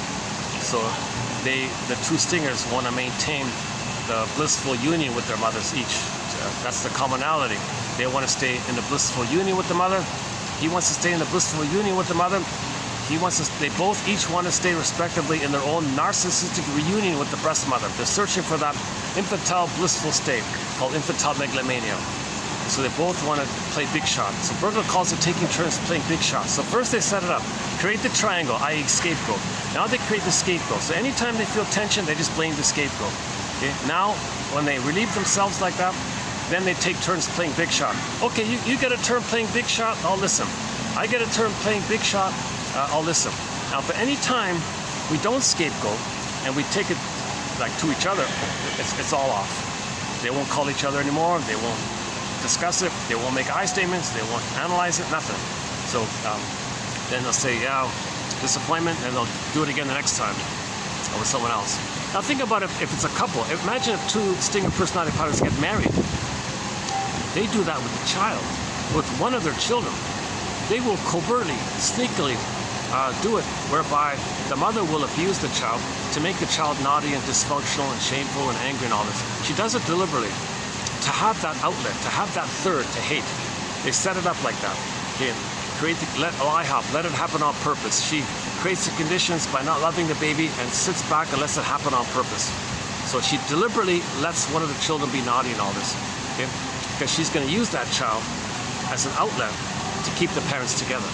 Now the father and the mother can get along, because whenever there's any anger between the two, they'll just say, look how naughty our child is. Let's discharge our anger at the child because he's naughty, he's dangerous, so we're in the right to shame our child, discipline our child. Then they use that barbaric slogan as a rationalization called spare the rod. No, that's a cloak. Shall I compare thee to an onion? That's an excuse to hide what we're talking about. They want to hide this, so they create this rational sounding thing called spare the rod. No, it's an excuse to hide the real issue. The real issue underneath, shall I compare thee to an onion? The real issue underneath is that the two of them don't want to admit any real feelings. They can't speak the truth. They can't make an I statement. They can't grieve. He can't do it. She can't do it. There's a lot of tension like this. So pressure cooker here. Create one of the child, make them naughty to give you the excuse where you can say spare the rod. That just means you have the chance to discharge your tension on the child. That poor kid is scapegoated. So they scapegoat one of their children. That's Murray Bowen's big theory about the emotional triangle like that. For more on this, check out the comic Psychoanalysis, the character Freddy, the first character in that series. Okay, go to the last video towards the end. I talked about the comic Psychoanalysis. 1955 comic called Psychoanalysis. One of the characters is a guy named Freddy, a teenager kid who was scapegoated by his two narcissistic parents. So the shrink called it out. Freddy, you go home. You're not the problem. You're the symptom of the problem between your parents. The parents freaked out. They were enraged. Finally, they came to their senses. So the parents went into therapy, and poor Freddy can take a break and play pinball somewhere. Happy days. 55, right? He can go have a soda with Richie and all those other, Potsy and all those characters. He might meet the Fonz, huh?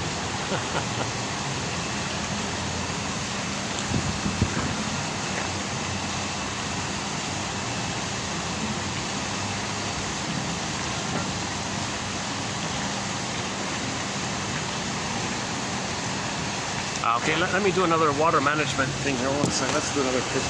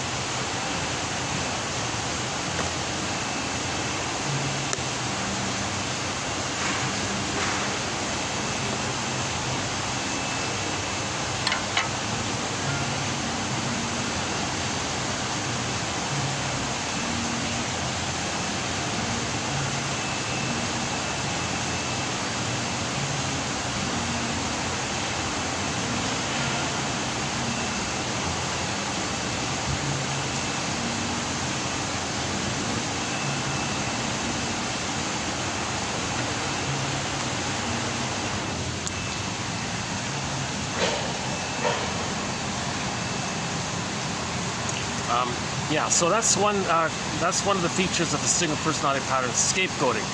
They have Hans Jürgen Beer calls it scapegoat hunger. They've got a hunger, like a real hunger, a real need, like a voracious, hungry need. Who are we going to scapegoat? Who are we going to express our anger?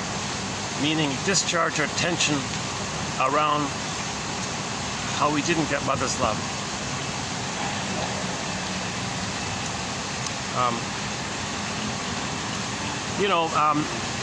Included in this, as mentioned earlier, when the parents scapegoat their child like that, they could also regard the child as the mother who hurt them. Now they're fighting with the child, each wanted to control the child. So they use the child to stand in for each of the parents as a baby, and they do on to their own child what had happened to them. Then they flip, hocus pocus, shape shift. The child is now seen as the mother who hurt the two parents. Now the two parents can tag team and attack their mother, the child. So poor Freddie was a real mess by this. And then, so luckily the shrink called it out, kind of thing. Because that Freddie was on the verge to becoming Iago. Iago is the sneaky guy, because Freddie accidentally discovered how to get some relief from his abusive parents. He accidentally discovered that if he can find some way to pit the parents against themselves, he gets a break, he gets some relief. So he was on the verge of having a pattern in his life where he'd go through life like Iago, spread rumors against others, in his constant repetition compulsion to get his parents to back off, and maybe they'll change their ways. So he'll spend his whole life, so Freddie could have spent his whole life like Iago, spreading rumors against others, so others will be against themselves, replaying what he learned of how he got some relief. He's not getting love, he's just looking for relief. So he wants to see things damaged.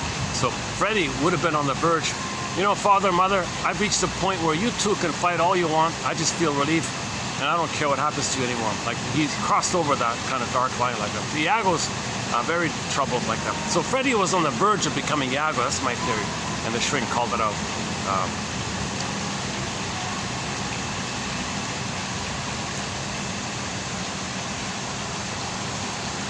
Iago's sort of the poster boy of,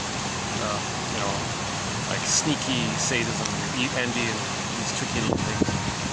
He hides, and he uses those of the bully pattern as proxies for him. He enlists those of the bully pattern to do what they want to do. They just use proxies for them. Because the little baby can't fight with the parents, you see, so he enlists the power of others to do his fighting for him, I guess.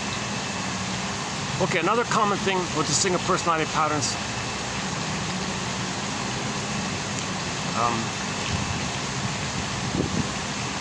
okay, let's do some of their slogans. So their slogans are all related to survival anxiety. So lack of empathy, lack of feeling, lack of apology, the inability to apologize, regret, lack of gratitude. There won't be gratitude or empathy or feeling or caring or trust or intimacy or making I statements, because they're survival anxiety. The baby once upon a time was authentic. Look what happened. They're not going to do that anymore. So they just identified with the aggressor and shame in others what had happened to them. So their slogans will be things like my greedy, your greed, or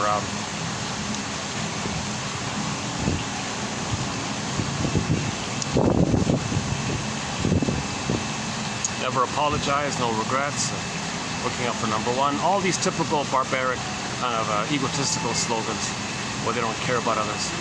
Okay, I could spend time, there are some songs in that area as well.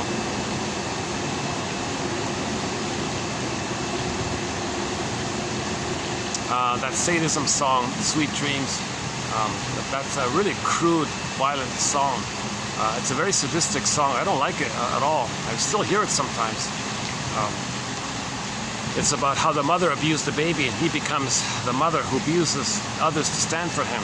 Sweet dreams, he can go around the world like that. And he could be the aggressor this time. They call that sick stuff, right?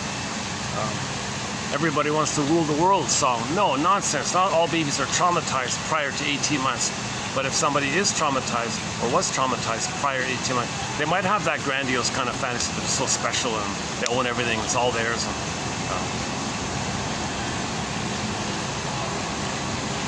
you know, anybody with that kind of slogan of I'm okay, you're not okay, that's a sign of trauma. Because when they say you're not okay, if they put others down in a dehumanizing kind of way, in a shaming way, that other is them. It's projection. It's them. That's a sign of more severe trauma. To say I'm infantile, self-sufficient, superior complex. I'm okay like that. My humanist, which is not okay. You can play it, and I'll say you're not okay. Now the clingers, they maintain the original setup of I'm not okay, you're okay. And let's do that quickly here. In the beginning, all babies begin with I'm not okay, you're okay. Why? Because no mother's perfect. The mother's bound to make mistakes. So during those times, the child's going to conclude that he couldn't save the mother or he's defective. So if the mother didn't love him, is that because he's defective? Something wrong with him? But he must see the mother as wonderful for his survival. He'll make it up if he has to, called splitting. He'll deny that the mother's hurting him, make up a goddess image. So mother must be seen as okay, and he feels badly and rejected, so he's not okay. He couldn't save the mother, he's defective. He tried to save the mother, he failed, he's guilty. The labyrinth of the guilt complex. He thought he was supposed to save the mother. He couldn't save the mother, so he's guilty. Is that because he's defective? Unconscious shame, unconscious guilt. Oh my God, so that all babies begin with I'm not okay, you're okay. Now if this goes on in a strain, like a continuous strain trauma, day after day, week after week, month after month, miss a tune, malatune, schedule, bottle, not a rough handling, angry nanny or something, or doesn't want to do it, doesn't want to be there. You know, I imagine some nannies might resent the idea that they got to leave their family behind to take care of the children of the families who created poverty in their country. You know, so I can imagine some covert little resentment in this area. I don't know. There was something in the news, sort of in that area.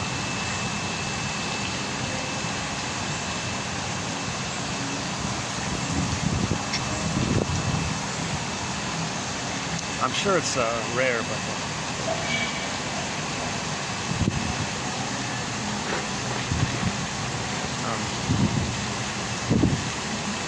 so yeah, all babies begin with I'm not okay, you're okay. Okay. Now, if it's strained again and again, mother's rough handling, mother's rude handling, mother punishing the baby, mother using brainwashing the baby, old cunning tale, shaming the baby because she was shamed. Some mothers want to tell the world what the mother did to them. Some mothers, the theory is some mothers want to show up their mother. Look, world. Some mothers want to say to the world, look, everybody, look at what my mother did to me. I'm going to show you. See my baby here? That was me when I was a baby. I'm going to be just like my mother. Watch how I treat my baby. That's what my mother did to me. That's their attempt to express their anger, to show up the mother like this. Some mothers might do that. That poor baby is being shamed again and again and again and again. Then he can't take it anymore. That setup of that original setup of I'm not okay, you're okay. Oh no, he can't do it anymore.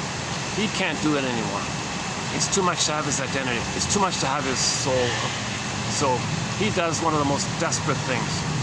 He'll project out, find proxies to play with his soul. He identifies with the aggressor. Goes through life seeing others as him and doing to others what his mother did to him and be addicted to it. This stuff is addictive. That's why, back to the little white flower, that little white flower. Alexander Lowen's book called Narcissism. On the front cover, as I mentioned before, there's a little white flower on the front cover. Or just look up narcissist flower. They're addicted to this stuff. This hate, greed, envy, grandy, spite, vindictiveness, schadenfreude, this pyrrhic victory of scapegoating and prejudice, all complicated greed, hate, misery, this is all addictive. It's a miserable kind of state like this. And it's addictive. It's a perverse condition called schadenfreude, emotional sadism. It's a perverse kind of thing. It's not a genuine pleasure, it's a perverse, ill, sick pleasure. So it's icky, right? Just to think about it. That's why they feel so much shame underneath. That's why when they describe others, they use the most disturbing terms imaginable. Where do they come up with these terms? They're desperately trying to tell you how they feel. Like when they say, oh, they're this and they're that, they use these awful kind of phrases. They're trying to describe how they feel. Okay,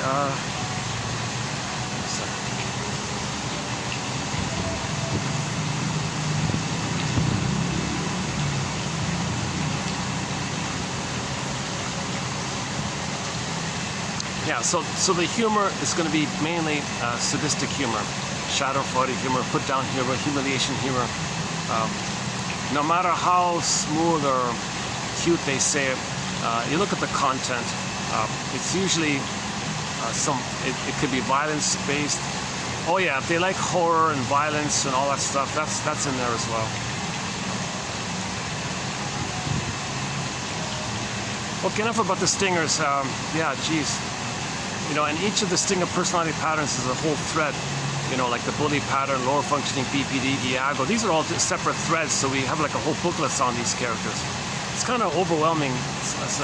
Emotionally, it's kind of tiring stuff, you know. It's talk about counter-transference. Like it induces in you what they don't know they're feeling. So I don't know how shrinks can do it. I don't know how shrinks can have that level of advanced awareness about it and be able to interpret it like right on kind of thing, so it doesn't get to them. Like they see it and interpret it, and kind of like throws it back at them. It's so painful. So Masterson, for example, might say to a narcissistic pattern, it's so painful for you to focus on yourself. So what you do to soothe yourself is to blame them. What do they got to do with it? What do they have to do with your problem? Like, what do migrants have to do with your difficulty with loving women? Like, what do they got to do with it? You're blaming them. Like, it's so difficult for you. I think the example was he was attacking the shrink. Masters, I think it was like this. It's so painful for you to focus on yourself, like to free associate, talk about yourself, to say what you really feel, to be honest, to genuinely feel. It's so painful to do that. So what you do to soothe yourself is you criticize me and blame me. What do I have to do with this problem that you're talking about? What do I have to do with all this? Like, how is it about me? Like he's just pointing out the pattern, something so painful. So you don't want to feel the pain. So you do something to get away the pain. What do? You blame, be manic, prejudice, negative humor, dark humor. That keeps you away from the pain. That makes you run away from your own inner pain. It's so painful for you to focus on yourself. So what you do to soothe yourself is to fill in the blank. It's so like, what about emotional eating? It's so painful for you to face having been unmothered and uncomforted early on. And when it comes up, it's so painful to be reminded of that. So what you do to soothe yourself is to run to the cupboard and look for some cookies. Open up a box of cookies and let the sugar, salt, and fat trick your brain to send you serotonin. Tell your mammalian part of the brain that all this sugar, salt, and fat means you're safe. It's so safe that you're going to get a level of serotonin equal to the amount of serotonin that you would have got had you been comforted and mothered properly back then. So that's what you do to deal with the memory coming up. Yeah, we got a very good thread called interpretations. Our movie link for that topic is a comedy film called I Love Huckabees, about Albert and the three existential detectives. It's not a great movie or anything, but there's a very good scene in there with Albert where they make a link. They give Albert an interpretation. Oh, this problem you have in your life, this pattern you have in your life where you betray yourself, you sabotage your happiness, you sabotage your success, you sabotage your chances of happiness. You learned it here in the childhood. And that's why, in the present, you encrypt the truth, they said. You don't know how you feel anymore. You encrypt the truth. Okay, I'm not doing it here. You check out the film. Is it a 2010 film? 2005, 2000? Something in that time. Something about a department store. the girl working in a department store, and the boyfriend going to the therapist. But the therapist, they don't like to be called therapists. They like to be called existential detectives. And there were three of them. He had three of them. They poked some fun at the New Age community a little bit. They were trying to make it silly and funny a little bit. They kind of missed it, to tell you the truth. It's so choppy and fragmented. They didn't stay with anything fully. They were just it was a little bit too gimmicky or something. They kind of missed it. It could have been a good film if it wasn't so rushed and if it wasn't so impatient. It might have been a better film. And they had an all-star cast like Lily Tomlin and Dustin Hoffman, all these famous names.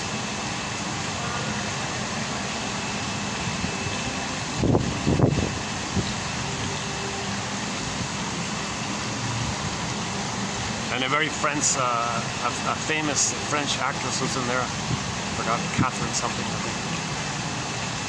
And those three played the shrinks, existential detectives.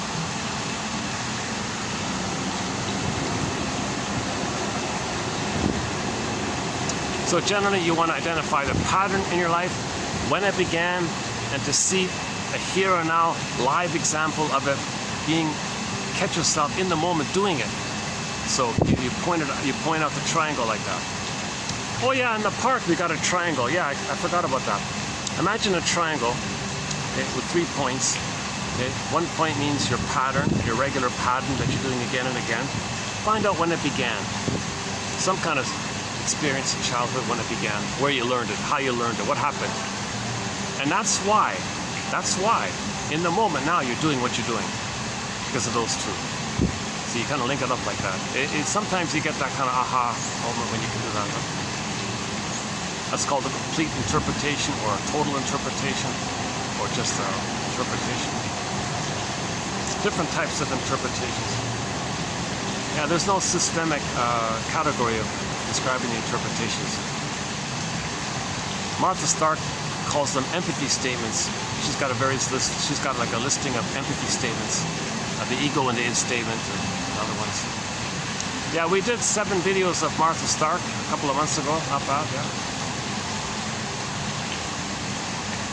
Before the Janoff, yeah, we did the Janoff quotes. I remember before the Janoff quotes, towards the end of 2023, we did this Stark quotes, Martha Stark.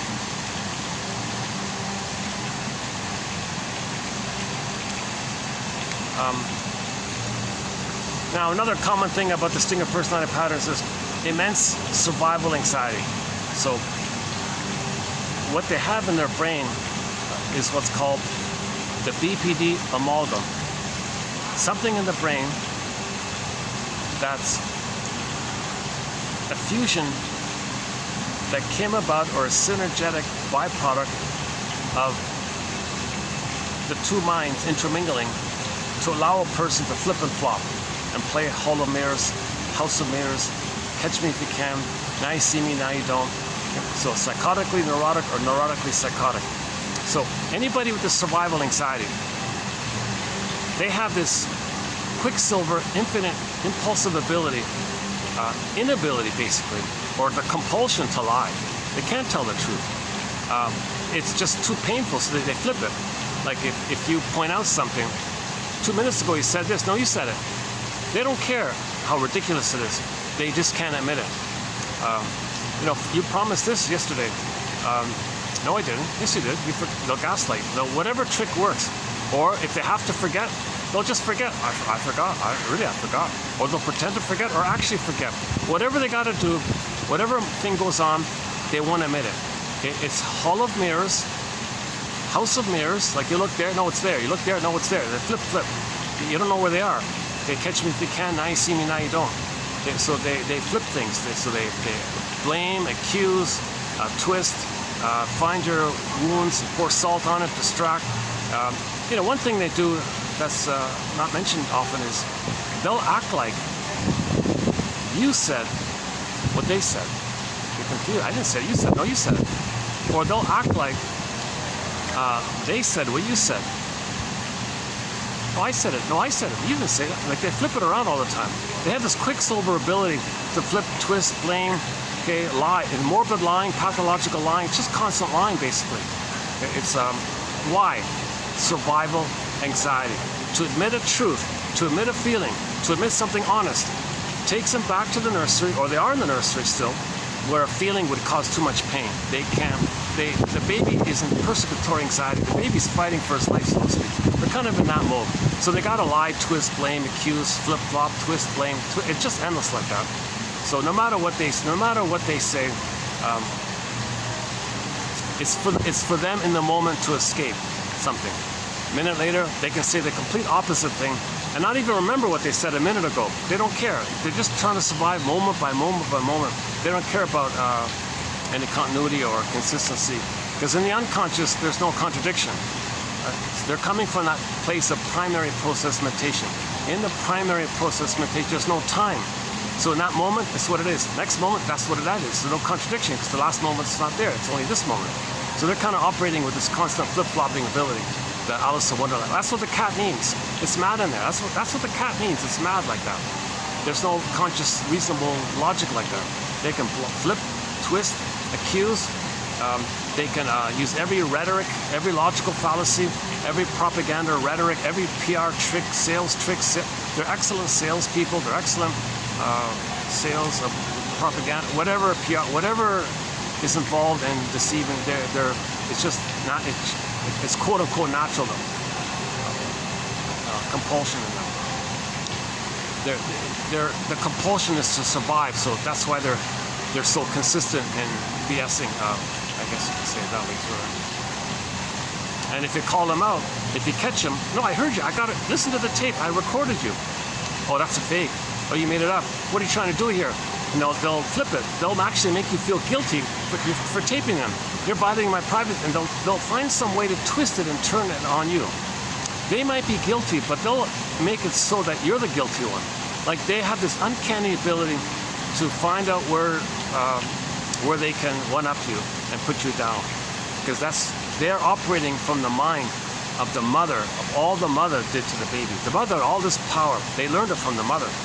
The mother had all this power and intuition to shame her baby, and the baby learned that from the mother. Now you mix that up with the false self that understands reality, and the primary process mentation of the trauma. You intermingle the schizophrenia mind and the regular mind, and you create a new amalgam called the BPD amalgam by Grotstein. Check out the quote by Grotstein from a couple of weeks ago. James Grotstein, excellent author here. Excellent author, underappreciated author. Oh my God, great stuff. Him, Ogden, Masterson, Brinsley, Solani, Althea Horner, Dorothea MacArthur, and the list goes on. A lot of great authors in object relations theory, basically. Grotstein's considered he explains both Klein, which is one of our mentors, and he also talks a lot about Mr. Bion, which I'm not really too crazy about. Like the primary process mentation, Bion calls it beta elements. Like it's just beta element. The conscious mind, alpha, like the more advanced elements. It's a little confusing. The traditional phrase is primary, like the earlier primary, primitive, first, primitive, primary, like the first, earliest, primary, like primary school. Okay, like primary mentation, so little child. Secondary, like secondary school, like the more advanced, secondary. So most people use primary mentation, secondary mentation. Ego and the id and the ego, no, not area. Yeah, so the primary mentation, the energy in there is called the id, all that. And you want the ego to hold, contain, and accept and understand what's going on in the primary mentation. If you can understand what's going on in the primary mentation, then you capture the past, give it a time and a place, lay the ghost to rest. Your life force that was invested in it, since you identified it, Rumpelstiltskin, you're free for the present. Your life force can be more to the present, and you can live more in the present, rather than repeating the past all the time. Part of the healing journey, they say, is to remember. like to know and remember somehow. If you don't remember, you're just going to repeat until you remember. When you remember, you stop repeating, basically. That's Mr. Freud's sort of famous 1914. Oh my God, 1914. That's 110 years ago, right?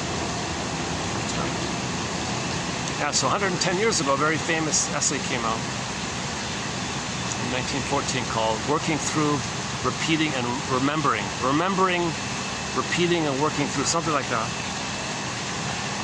Actually, our first quote here is in reference to it, yeah. Our first quote coming up is sort of in reference to that article, yeah. So we'll begin in a minute here. Oh, the swan is awake. Let's see.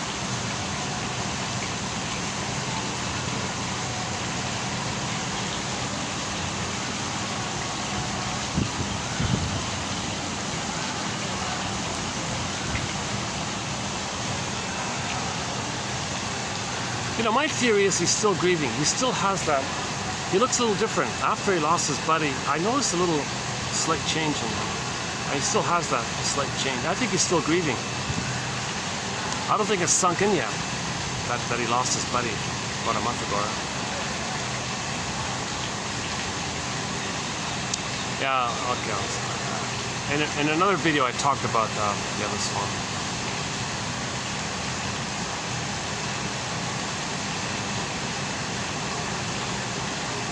See, he might not be conscious of the loss, but his body registers it. And that's why you see some bodily reactions, right?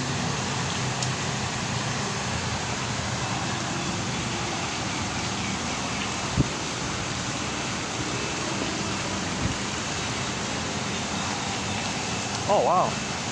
Okay, hold on a sec. Let me do another water management.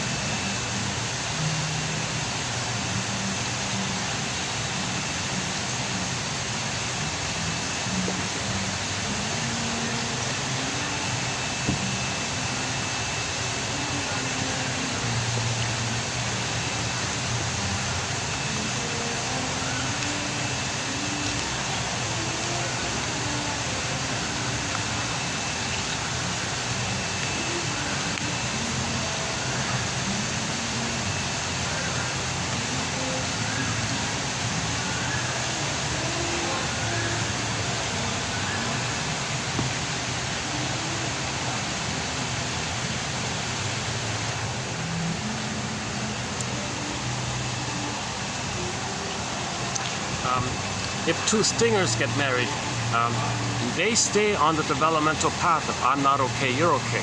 So they accept the quote-unquote more human side of being human. It's wounded, it's shameful, it's hurtful, it's painful, but they accept it and they want to move forward to I'm okay, you're okay, normal development.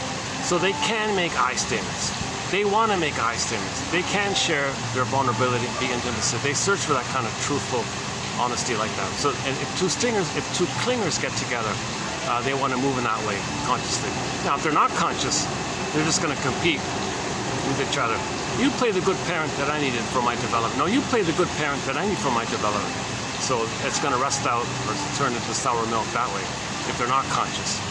If they are conscious, the marriage can be a psychological, healing, spiritual, growing path where they grow together and move forward together in normal development.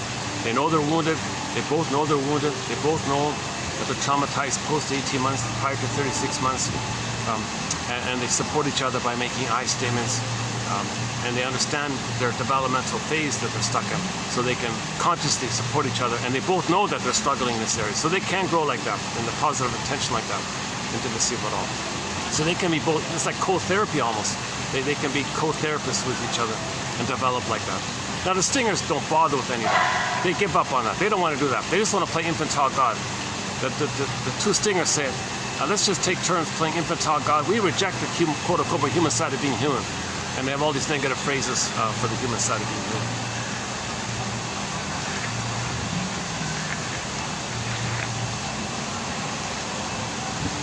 So the two stingers won't make I statements.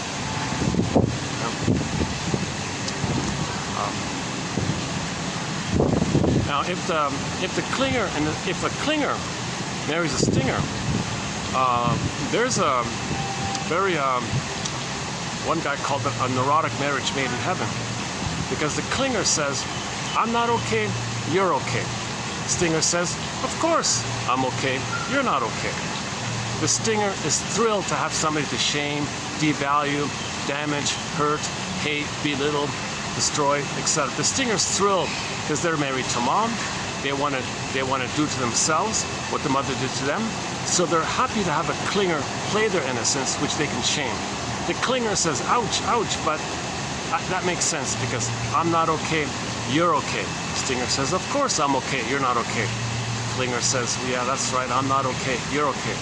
And the clinger says, the clinger's still in the mode of, oh, I'm going to save you, I'm going to heal you. Stingers don't know what you're talking about. They're married to mom. All they want to do is stay married to mom. They just need a proxy to play their innocence to shame. The clinger says, well, don't worry, Stinger. I'll save you, I'll cure you, I'll heal you, I'll make you be a loving person.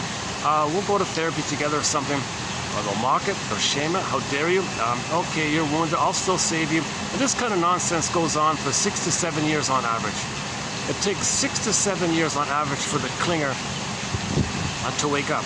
Because what the clinger had been doing for 6 to 7 years is a thing called sweet lemons. Sweet lemon. The stinger hurts them. The clinger says, oh, they're not sour, they're sweet. They twist it. They see things through their lens, their temporal lens. The lens is, I'm not okay, you're okay. So they distort reality to fit the lens. That's why they put up with it, because the lens says, I'm not okay, you're okay. It takes them 6 or 7 years to reach enough pain to question this. And they go, oh my God, I've been distorting the reality. The whole time I've been caring for them and loving them and self-sacrificing for them and pleasing them and doing everything they want and trying to please them and help them and heal them. They've been hating me and hurting me and shaming me the whole time. I can't believe this. So the clinger finally leaves. They write a self-help book entitled Codependent No More. Or they might play April Wine's song, Won't Walk Down That Road No More, about codependency. Or they'll play all these survival songs. I Will Survive by Gloria Gaynor. And we play the Glee version of that. The Glee cast has a very good cover of I Will Survive / Survivor, a combo song. Now the stingers, they don't care. The stinger said, aren't you going to thank me? For what? You've been hurting me. I gave you the opportunity to admire me. And so they're deluded like the stingers. Oh, you're going to leave, are you? Didn't you anyways? You're such a fool, you deserve it. So the stingers, when they have a lot, when the clinger leaves, the stinger simply says, didn't need you anyways, you're a fool. I'll just find someone else to hate, damage, control, because I'm only married to mom, he'll say. I just need someone to fill in for me, my innocence, which I shame. So they want to keep on shaming anything to do with humanity. So they find someone else who's human, they want to shame it like that. That's why they're so negative and their philosophies are negative. If you hear their philosophies, it's very nihilistic and negative, and they got a very contemptuous attitude towards people in the world. And the universe is not a friendly place. They'll have very negative attitudes like that. So the clinger was only a utilitarian stand-in to play the proxy of them as an innocent baby who is shamed. They're the shaming mother. So the clinger will finally leave, and they'll feel really disturbed by this. They have no idea that narcissism exists because they moved beyond it. You don't remember that kind of thing. So they're surprised about it. Hence the immense enthusiasm to reading books about narcissism, because a lot of people don't remember that phase of development. Most people have sort of passed 18 months, but but many people, whatever, a third of the people are still stuck prior to that or whatever it is. Maybe even up to half the people, we don't know. One estimate is that 90% of the babies in North America are not getting a secure attachment style. And out of the 9%, roughly half are stingers and the other half are clingers, ballpark. I don't know.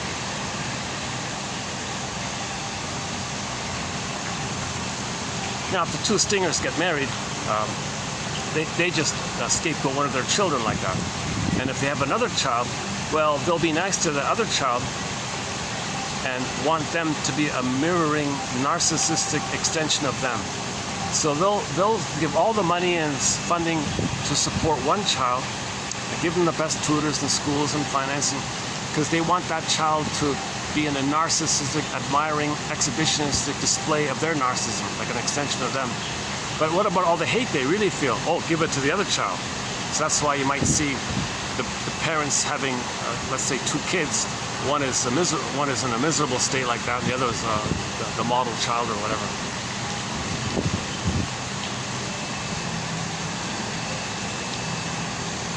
So these 2 parents are using their children to meet their needs like that.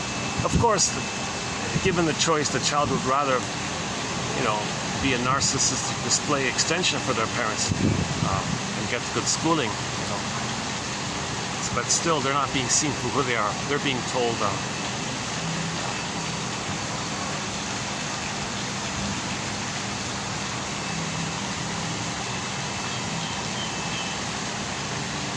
they're only getting support for their school on the condition that they're symbiotically merged with them psychologically in their mind. So Rinsley talks about this split, where the mother and the father can support the child's schooling and all that in a way that reinforces the symbiotic attachment to them. They can split it up like that. So Rinsley talks a bit about this split like that. Like why somebody can get 10 PhDs and still be a mama's boy. Can you believe it? Somebody with 10 PhDs and there's still like an infant inside. Okay, go to the film Lady in the Dark by Ginger Rogers, that scene with the shrink. Successful businesswoman, all this, tells the shrink, I can't believe it. Mr. Shrink Guy, Shrinker Man, I can't believe it. Here I am thinking I'm such a mature, advanced, healthy woman. Nonsense. I've been lying to myself. I've been deluded the whole time. My whole life's been governed by infantile unmet needs. I can't believe this. I can't believe this. Not a bad scene with Ginger Rogers, yeah. 1940-something film called Lady in the Dark, based on a play, which you can't find the transcript for. Apparently the transcript was very analytic, was very psychological, lost. When they made the film of it, somebody said they took out all the psychology except for that one little teaser crumb with the Ginger Rogers scene. But when it was on Broadway back then, there were long lineups. Everybody was interested in psychoanalysis. Was very popular back then. I can't find the tape script for it, or the play script, or the script.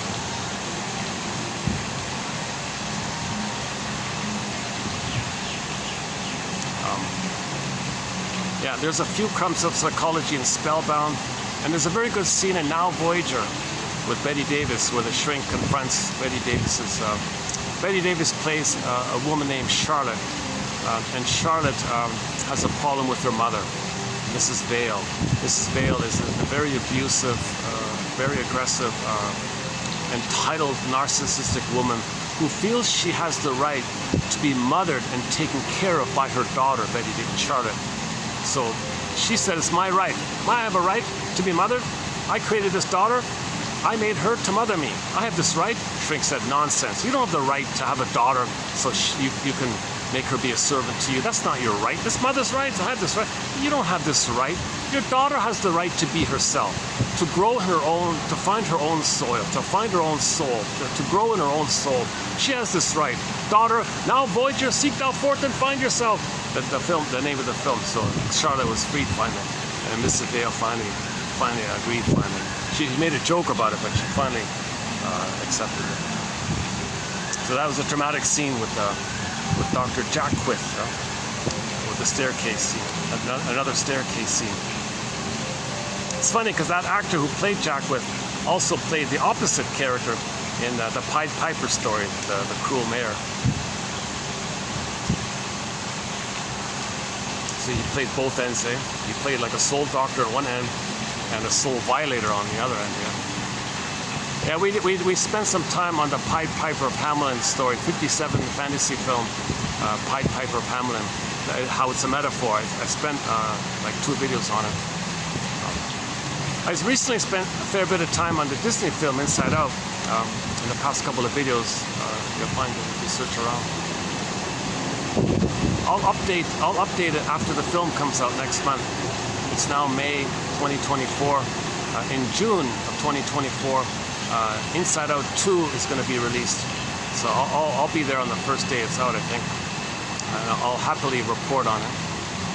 I spent a lot of time talking about the trailer. We've seen the trailer for it, about anxiety, NU, boredom, okay, anxiety, NU, envy. NU is the boredom, envy is the envy, and embarrassment, the four new characters on the console. And the first 5 from the first film is in the glass bottle. Oh, hold on a second. Oh, hi. Some guys. Sit right beside me.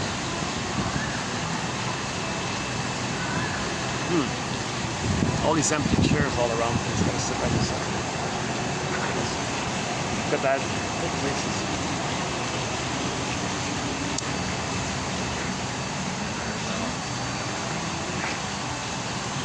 He's looking the other way, so maybe it's just for a minute or something. Let's wait a minute. If he's gonna park himself there, I'll move to another spot. I find that kind of awkward. Kind of like if you go to like a empty place or something, and you sit in the corner or something like I am, and they got like 20 seats that are all empty all around, and someone sits like right beside you, like it's like 20 other seats. Why does someone do such a thing?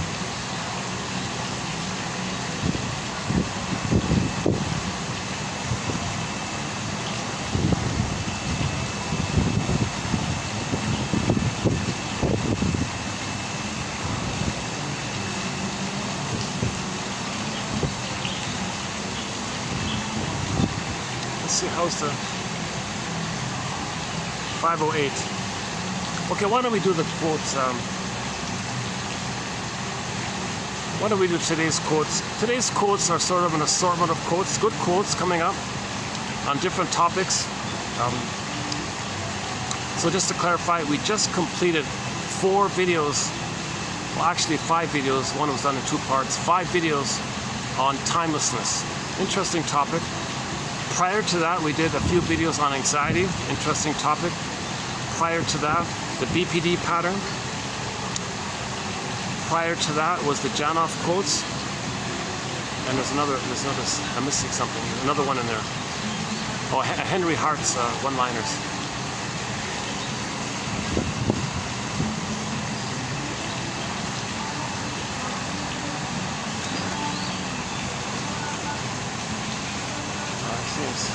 They set them up. I don't know.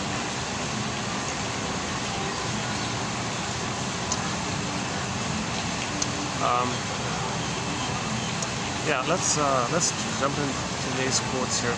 I want to stay by the fan. Let's see if I can make this work here.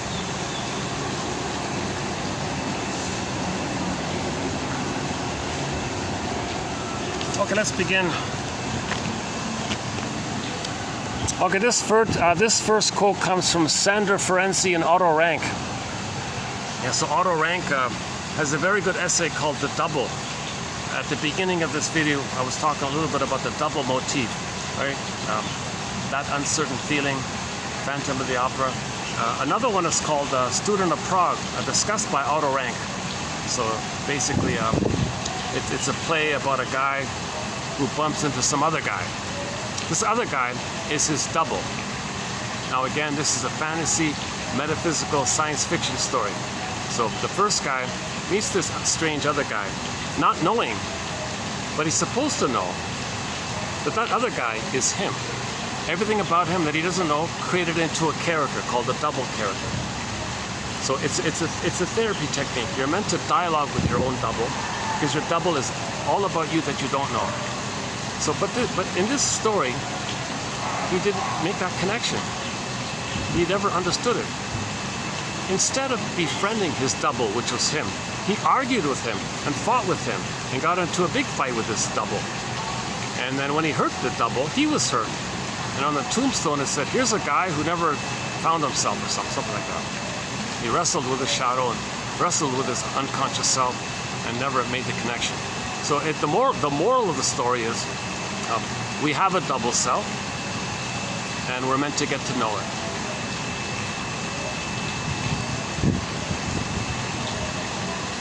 Now that's Otto Rank's essay called The Double. Otto Rank is famous for the birth trauma theory. When the baby has a birth trauma, there's immense fears. So just going through life, anytime you're trying to be yourself, trying to do some initiative, you're going to be reminded of those old fears, and then the anxiety comes from those old memories. So Otto Rank thinks anxiety is mainly from the prototype of the birth trauma and the persecutory life and death fears that the baby had when he was being born, and all that's deeply imprinted in his tender brain. So when you're going through life, you're easily going to be reminded of that time, and it's a constant dispersal, a generalized anxiety from that specific one event. Apparently, when Mr. Otto Rank did that, his buddy, Mr. Freud, freaked out and kicked him out of his little circle there. Whereas before that time, he was going to make him his successor, they said. But Otto Rank's other book about the myth of what's it called again? I tried to read it. Yeah, it's a little hard reading him a little bit, but that essay is good. Now, I highly recommend that essay. Your mission, should you choose to accept it, is to read Otto Rank's essay called The Double, with him discussing that play called The Student of Prague, which was also made, by the way, into a silent film in the 20s.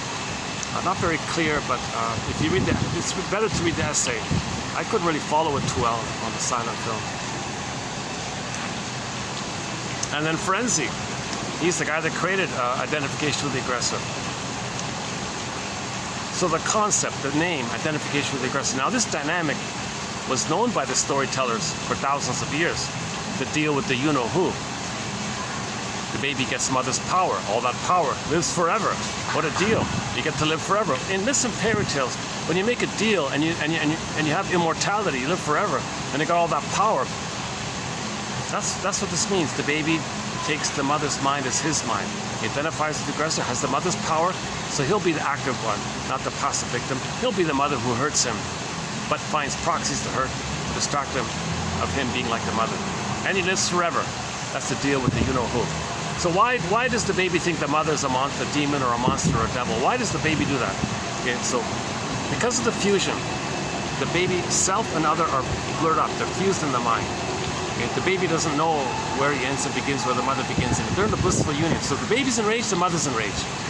The baby has oral needs, the mother has oral needs. If the baby's enraged and his oral needs becomes like oral greed because of the rage, the mother has rage and oral greed. The baby feels like a little hungry wolf. The mother's a giant hungry wolf, like the Cyclops in the Odyssey, like the Boar Queen in White Bear King Balaam, like the witch in Hansel and Gretel, or the evil witch in Wizard of Oz, any kind of frightening enemy, or the guy with the horns. So the baby takes a breast, okay, infuses into the breast his rage, his oral greed, morphs that image into the guy with the horns. Why the horns? My theory is shame and rage are linked. So the storytellers would use little fiery imagery for the shame and the rage. So the baby's shamed. Remember Miss Cord gets pulled down by the guy with the horns? Okay? So that the shame like that, and the guy with the horns, it's the baby's rage. Put onto the image of the mother. So imagine the breast image. The baby puts into the breast image, like a Picasso, morphs that image into an enraged entity who has a devouring, hungry, wolf-like quality. Now, the baby's enraged, looks into mother's eyes. The storytellers would say fire's coming out of mother's eyes. The baby takes those two fiery flames, puts it on the breast, and now you got the guy with the horns. I'm just guessing here. It'll be updated. I'm just brainstorming of why this came about. Now, the guy with the horns. Later on, they moved her over to the bull to stand in for it. But before the bull, before that,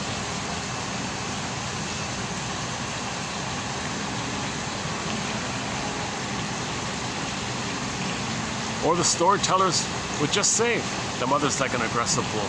Maybe that's all it is. Okay, so good quote by Ferenczi and Rank here. Nice to see these two guys working together. they put out just like a little pamphlet, just this little mini pamphlet together. It's too bad they couldn't have done more. So here's one quote from these two guys. Two big names in psychoanalysis, Ferenczi and Otto Rank together. Quote, remembering is treated as the actual aim of psychoanalytic work, whereas the desire to repeat instead of remembering is regarded as a symptom of resistance. So they're talking about their buddy, Mr. Freud there. Again, remembering is treated as the aim of therapy. The purpose of therapy is to remember. If you remember, you stop repeating. Now, if you're repeating, that's the resistance to remembering. Now, at the same time, if you're repeating, you're trying to remember. So when you're repeating, that's one way of putting it is your unconscious self is in a part of the brain called the non-reporting brain, which we can also synonymously refer to as the inferring mind. The inferring mind. So when you repeat in the present, you're meant to make the inference, an inference from your inferring mind, inferring to you, hey you, please make the inference. I'm your inferring mind. I'm getting you to restate what happened in the nursery so you can see what happened in the nursery. Could you please make the inference? Again, remembering is treated as the actual aim of therapy, whereas the desire to repeat or the compulsion to repeat instead of remembering is regarded as a symptom of resistance. See, you want to remember, oh, you'll repeat. See, if you repeat, it gets you away from, when you act out, when you act, you don't remember. When you remember, you don't need to act. Like, acting out is a way to, as a defense, is a resistance or a defense against remembering. Like, if you experience a loss, let's say somebody experienced a loss. Let's say there's a big company, a family company, and the head of the company is lost, passed away or something, and the kids took over or something, and nobody mourned the loss of the substitute parental figure, let's say. Those staff members might be kind of antsy, and they might be manic, and they might do stuff to distract themselves of the pain of the loss they feel of the loss of their surrogate parent, the head of the company, right?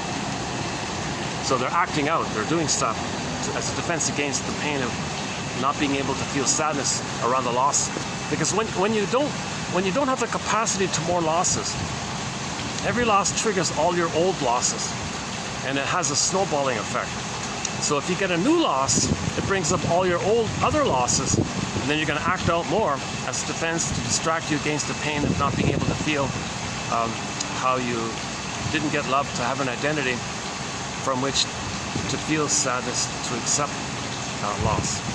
You need an identity to have sadness, to loss. If you don't have an identity, you can't mourn losses. So imagine a big company and the head of it passed away, and you got most of the people in there feeling the loss of it and the loss of their surrogate parent, and maybe they don't like the kids that took over. They're going to be reminded of other losses individually, of each of them, like their own personal losses throughout their life. Because every present loss triggers up all the past losses, including the loss of not getting a loving mother in the nursery. A lot of pain like this. So it has a snowballing effect. So imagine the staff there, what are they going to do to deal with all that pain coming up? They can't mourn, they don't have an identity. All this pain's coming up. Distract, act out, distract, act out, create drama, create drama, create drama. That's how you get your mind out of it. And that's a defense against the inability to mourn them. Again, remembering is treated as the actual aim of psychoanalytic work, whereas the desire to repeat instead of remembering is regarded as a symptom of resistance. From the standpoint of the compulsion to repeat, it is, however, not only unavoidable that the client should, during the cure, repeat a large part of his process of development, but also, as experience has shown, it is a matter of just those portions which cannot be really experienced from memory, so that there is no other way open to the client than that of repeating, as well as no other means for the therapist to seize the essential unconscious material. Again,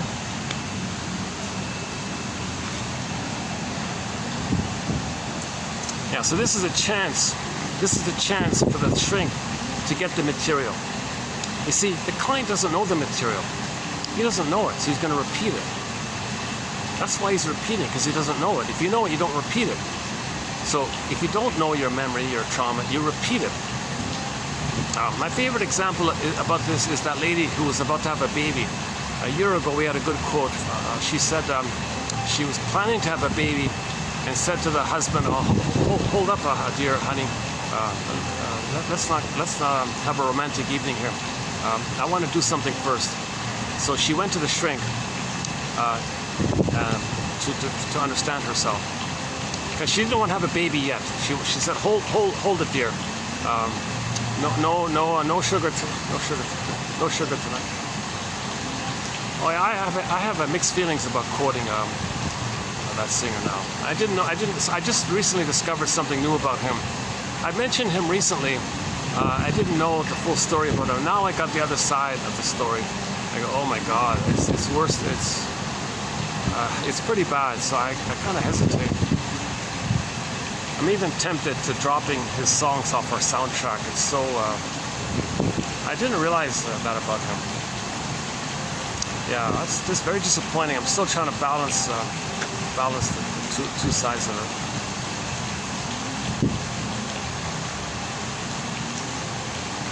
Okay, anyways, let's put that aside for now. It's not too important, I think. So this lady ran to the shrink. She was planning to have a baby, said, "Wait a minute, let me go to the shrink first." She went to the shrink. The shrink said to her, "Oh yes, you're letting me know what kind of child you had." "What do you mean?" she said. "You're letting me know what kind of mother you had and how it felt being with her." "Go on, what do you mean?" "You're putting me in the role of you, and you're acting like her, and I feel a kind of tug or a pull to maybe feel what you felt with her." She wept. She got it. She was mourning. She clicked. She understood it. She got the insight. She felt safe. It made sense. It felt right to her. It was true. So she cried and all this, and she got the story. She realized in that moment that her whole life she didn't get mother's love. She wasn't properly loved. She was a motherless child. She was unmothered. Okay? She mourned the loss of not having a loving mother. She mourned the loss of all the time of living with the memory of not being mothered. She lost who she was supposed to have been, who she could have been, had she had a loving mother, had she been loved. She mourned the loss of that goodness of hers that never got a chance to exist. She lost more the loss of time. She mourned the loss of all the mistakes she made in her life. So then later on, when she had the baby, she didn't need to repeat. She could be a loving mother because she got the story. When she got the story, when she remembered and got the story, she didn't need to repeat. Let's say she didn't go to the shrink. Let's say she just directly had the baby. She would have shamed her baby, okay? And then she would regard her baby as her mother who hurt her, and then she'd want to control her baby, thinking the baby's her mother. The poor baby can't say, as mentioned earlier in this video, "Mother, hold the phone here. I'm not you from the nursery. Now you think I'm your mother who hurt you in the nursery? Mother, what's going on here?" So she's repeating it with the baby. But she didn't do that. She went to the shrink first, got the story, then she didn't need to repeat. Then she could love the baby. Then she was available for the mother. Then she knew she didn't want to hurt her baby. See, because she knew she was hurt from her mother. If the mother knows she was hurt from her mother, she's not going to hurt her baby. You see, if the mother knows, if the mother feels and knows that she was hurt by her mother, if she knows that, if she feels that, then she won't hurt her child. If she is aware of that feeling, she won't do it again. If she's not aware of it, she's going to hurt her child the way her mother hurt her because she doesn't know it. So when you don't know it, you repeat. When you know it, you remember it, you know it, you don't repeat. That's the key message. That's an important message from Mr. Freud, right? But it's been around a long time, but he's the guy that kind of, wrote about it directly, I guess. Or maybe, no, other authors prior to him talked about repetition compulsion in different terms. He just kind of gave it new life and all that. I heard somebody say, Freud said that he didn't really invent too much as people think he did. He kind of synthesized all the wisdom of the literature people, like Goethe, mostly from Goethe, he said because of Goethe he became a doctor, because of Goethe. And Freud's writings got the Goethe award for literature, because his writing resembles Goethe, apparently.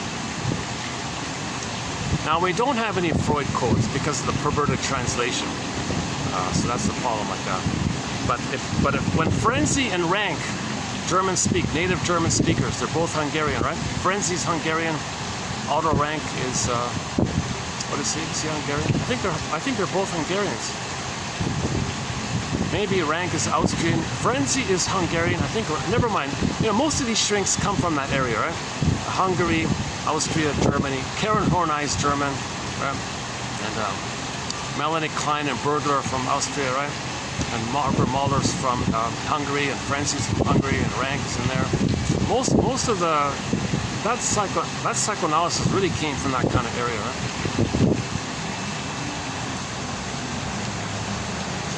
So if Karen Horney or Edmund Bergler, our mentors, if they say Freud said such and such, like these two guys here, Ferenczi, if they say Freud said such and such, I'll include it. Now there's a very good dictionary by two French guys called Laplanche and Pontalis. Laplanche and Pontalis, 1969, I think. They wrote a dictionary of terms. Now they're French, but they know German. So they took the original German and translated it into both French and English. That's okay, I included their quotes. So if someone knows German, but they're not a native English speaker, I'll include those quotes. But anytime someone speaks English and they're quoting Freud, they're quoting from the original perverted translation. So I'm sorry to say that, but if you want some support for that point, go to TQ 71 to 3. 71 to 3. A very good example of this point was right there. I took a German term that Freud came up with, Abrierung.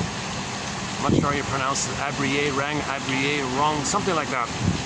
And it had a positive meaning. And when the English translator took that positive term and translated it into English, it had a negative meaning. It confused the hell out of people, and everyone's grappling with it, and it kind of messed with it. It took me 3 videos to clean that mess up. I tried to clean it up. It took me 3 videos. That's from 71 to 73. It's a very important supplement and adjunct to the prior material from 45 to 70. So if the preface is 45 to 70, Janoff's work, Arthur Janoff. So from 27, 45 to 70, okay, first read those quotes, and then the supplement, 71 to 73, to clarify that term, Abrierung, the genuine emotional catharsis, when there's belated release of your feelings in connection to the belated understanding. You need both, the belated understanding with the belated feelings. That's the Abrierung. But when you take that word into English and say abreaction, negative reaction, what are you talking? Negative reaction? No, abrierung is a positive, it's a healing reaction. English, oh, it's a negative. Oh, God. Now I got this whole issue. So it took, okay, it's there. I mumbled and stumbled through it for 3 videos, but I think I finally got the idea.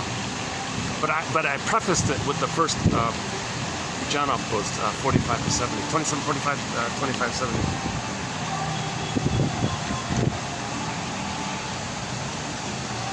It is now a question of understanding also this form of communication, the so-called language of gesture.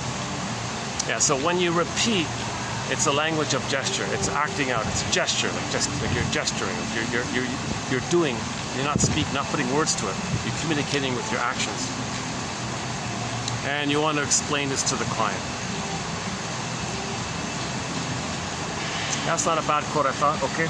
Next one here from a guy named Peter Hartog Collis. I quoted him earlier from his book called Time and Timelessness, that topic about timelessness. He wrote a book just on this topic. Okay, here's one here. On the basis, lighting okay if I do, oh, that's cool, I got the light there. All right, let's do this.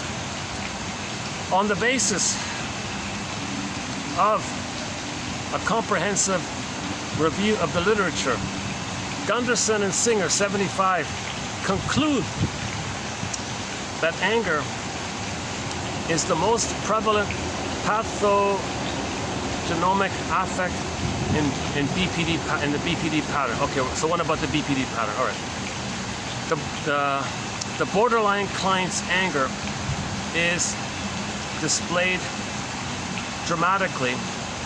Oh, this is okay. Hang on. So here's another quote to the BPD pattern. Now we got the higher functioning BPD pattern where people hurt themselves.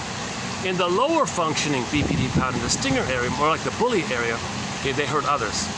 Okay, so higher. I'm using, just for my own clarity, I'm using higher functioning, the clinger, where they hurt themselves. They don't hurt others, they hurt themselves. Okay, histrionic, dramatical, theatrical, they hurt themselves. The lower functioning BPD, that's in the stinger area, more in the bully pattern. So Grotstein calls the lower functioning BPD pattern a fusion between the narcissistic pattern and the bully pattern, kind of chaotic like that. Or the Swiss cheese narcissistic pattern, when you fall in the hole in the Swiss cheese hole, you go back to the bully pattern, the earlier pattern, the bully pattern. Anyways, at the lower functioning BPD pattern. The stinger version. Well, it's nice to get the sunlight. Yeah, nice to get a little bit of a sunset. On the basis of a comprehensive review of the literature, these two guys conclude that anger is the most prevalent emotion in the BPD pattern. Yeah, so anger's at the console. In the stinger personality pattern, anger runs the console. Anger runs the show. The borderline client's anger is displayed dramatically in temper tantrums and hateful, seemingly irrational and unpredictable outbursts against loved objects. People who try to help and bear no hostility to him. So in the BPD pattern, they have relational PTSD. The act of relating with anyone, the act of just anybody in there in front of them, they're in survival anxiety, temper tantrum, and rage. Like they hate everybody because everybody's the mother who hurt them.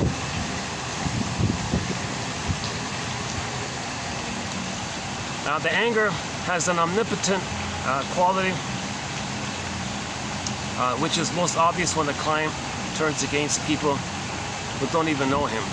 In fact, against the entire world. So he hates everybody, yeah, the whole world thing. So he transfers the abusive mother onto the whole world because the breast mother was the whole world for the baby. Template, blueprint. Okay? He goes through life through that blueprint. The first world hurt him. So now the regular whole world is always hurting him via the lens of the neurotic template, the traumatic template. He sees the life through that lens of with the mother. Now if the mother hurt him, he thinks the whole world's against him like that. Next to anger, the affect is most frequently identified. Oh yeah, so okay, so underneath the underneath the anger, shall I compare thee to an onion? There's different ways of saying it. You can say that underneath the anger, he feels empty, he feels lonely, he feels alienated, etc. One guy called it affectiveless, no emotion depression. He's depressed, but he doesn't feel it. Another guy calls it anhedonia. He can't feel pleasure. That one. In the Disney film Inside Out, Joy's in the bottle, but Riley can feel pleasure. So they didn't put anhedonia on the console. They just put boredom there. Now what's boredom? Boredom means the breast never came for the baby. The baby was helpless but hopeful for the breast mother. It never came. Passive, helpless but hopeful. What is it? Supposed to get it? Never came. A great hope fell. That led to boredom. So on the console you got boredom, and you got Riley with the gaping wide mouth as a symbol for oral trauma. Boredom is linked to the oral trauma image of the anxiety character having that wide mouth and the baby teeth.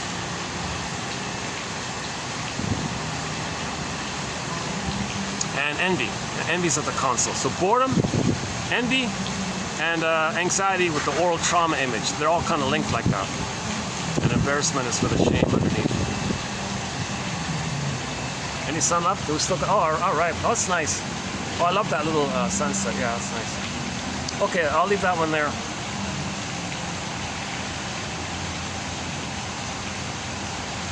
Karen Hornheim, one of our mentors, Karen Hornheim. A person who is dominating, irritable, and vindictive has become that way and remains so because of their traumatic script. Can we call such hostility part of his inherent nature? Oh no. Oh no. This is Karen Hornheim's big emphasis here. In the old controversy about whether hostility is innate or acquired, we can most definitely say it is acquired. No baby's born to become an Iago, a narcissist. No baby's born to become so violent and cruel and hateful and nihilistic and sarcastic. No baby's born like that. Every baby's born with an authentic self, with a little love. He's a loving person. Only trauma makes him back to that place of hostility and vindictiveness and schadenfreude and greed and envy. And these things are perversions of trauma. No baby's born to be like that. They're born to be loved and to be their healthy selves. Every baby's born to be a loving, healthy adult. That's the natural state of affairs when they're loved. If they're not loved, it's learned, it's acquired, it's not innate. You're not born like that. It's a byproduct of an abusive environment. But see, people who are trauma say, no, that's nature, man, it's jungle, man. No, it's abuse. Your mother abused you. Get your mother's story. Find out why. No, mother's a goddess. How dare you blame my mother? They are the mother. That's their narcissism. They can't. They have a hard time unblending with the mother if they are the mother.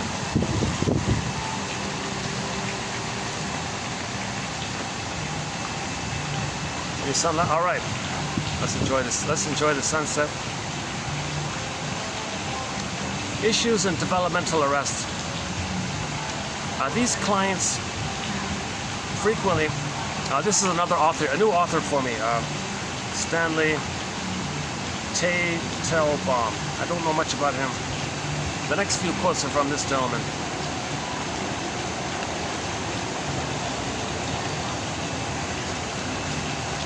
Okay, are we okay?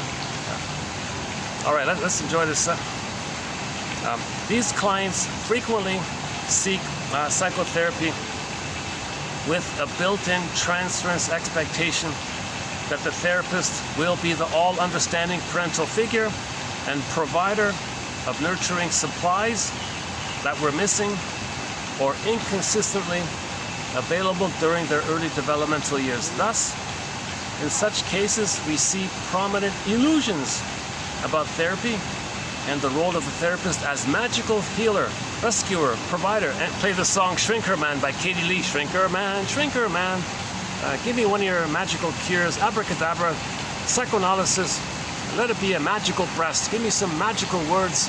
No, psychoanalysis is not a magical breast, but some people think it should be like that. Like milk, unconscious breast milk, words. The shrink's words, is it like mother's milk? Not like that.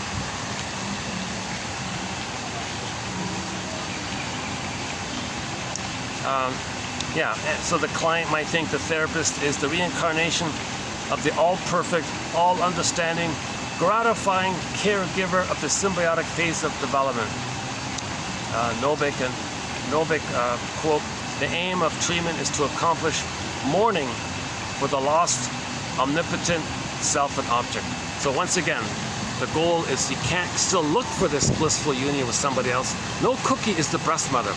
No cigarette or bottle of beer is the breast mother in the past. No thing, no material, no purse, no thing you buy, no yacht, no mansion, no castle, no possession, no material thing, nothing, zilch, can be the actual needed breast merging oneness symbiotic experience that we needed back in the nursery. No time machines, no morphing machines, no symbol of mother can be the actual mother from back then. So the only thing left is to admit it, just admit it. It's a loss. You didn't get it. You didn't get it. You didn't get it. You'll never get it. Admit it. Okay, you got to kind of get to that place, okay, of admitting the truth. You didn't get that love. You'll never get it. But what people do instead is they have this hope. No, I'll get it. I'll get it. This extra thing I buy, it can be. Maybe that'll be it. I'll just try again. I'll buy the lottery ticket. I'll buy this thing. I'll do this new thing. No, maybe it's this. Maybe it's a better iPhone. Maybe, you know, whatever it is. Okay. You have this relentless, unreal hope that something in the present can be that blissful, narcissistic reunion with the blissful fusion with the mother like that. It's not going to work. You can spend your whole life searching for it. It's not going to work. So the goal is, A, on YouTube, open up a new tab, type in the singer Bruce Springsteen, the famous singer. Yeah, the boy calls him. Everybody calls him the boss. Independence Day, Toronto. Listen to the intro he gives to that song. It begins with him saying, "Fathers and sons, fathers and sons, fathers and sons." That one there. Listen to the intro. Your mission, should you choose to accept it, is to listen to what Mr. Springsteen says at the beginning of that song. It's a good song and all that. I don't care about that. I'm talking about the intro he gives. Now, when we say Independence Day, we mean emotional freedom from the abusive mother. Emotional emancipation from the abusive mother. When you're traumatized, you're stuck. You're in jail with your mother. Like you want your freedom from her, right? So that's what that song's about. How did he do it? That intro, okay, is about that. Okay, seeing the two sides, see them as people, okay, see them as human beings, get their story. Okay, Rosanna Deerchild, an elder, said, "The more I learned of my mother's story, her story, the more of a person she became to me. See your parents as people, as traumatized, and be a detective. Get their story, understand their story, be a detective." Okay, that leads to a sense of self that differentiates. Then sadness appears, you mourn, and you can mourn the loss of that. But you got to admit that you never got it. Your mother was traumatized. She might have been. Get the story. Get the story. Yeah, that's Robert Bly calls that getting the key out from under mother's pillow. So your mother's not going to tell you the story of her abusing you. There's a secret there. The key's under her pillow, unconscious, dark pillow, under her head, unconscious, dark key there. Okay, so in the Iron John story, the person's soul is locked in a cage. He wants to get his soul back. He needs the key. Where's the key? He learns it's under his mother's pillow. Now, the poet Anne Sexton, 1960, has a line in one of her poems called, "I'm sorry, daughter. Here's the key. I'm going to tell you what happened. I made you. I created you. I had you because I wanted you to take care of me, because I wanted to find me. I made you to find me," she said.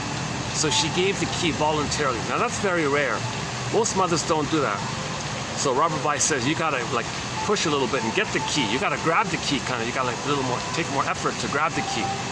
So he says before your parents die, people who are over 40 need to interview their parents and get the key. Come on, tell me the truth about the first 3 years. Did you create me to use you? Did you scapegoat me to keep you together with him? Did you use me to stay one with you because you didn't want to feel alone? And did you block me from connecting with the Father because you don't want to be alone? Like, get the story, whatever it is, whatever variation, get that story. Then you get the key. Then when you talk about it, you feel safe. When you talk about it with somebody, you mourn and you're good. Right? Sounds easy, but any sun left here? All right. Oh, this is one of the nicest. This is one of the nicest views I've had in a while. Yeah, that's nice there. Oh, I love that. I love that with the sun, the sunset. Okay, let's do a couple. Let's do the next one here. Skepticism about psychoanalysis is partially derived from the dread of changing one's familiar patterns, which are perceived as necessary for survival. As Ernst Becker, 73, expounds, the hostility to psychoanalysis in the past, today, and in the future will always be a hostility against admitting that man lives by lying to himself, about himself and his world. That's called defense mechanisms.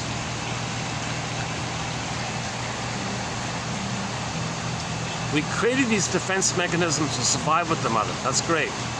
But you're going to use them forever? And lie about it? That's called living the provisional life, the unlived life. Feeling that life is passing you by. We live to, okay, and then so you want to get back, face these lies, duplicity analysis, confront your lies, confront your excuses, gradually, bit by bit, bring back your feelings that come up.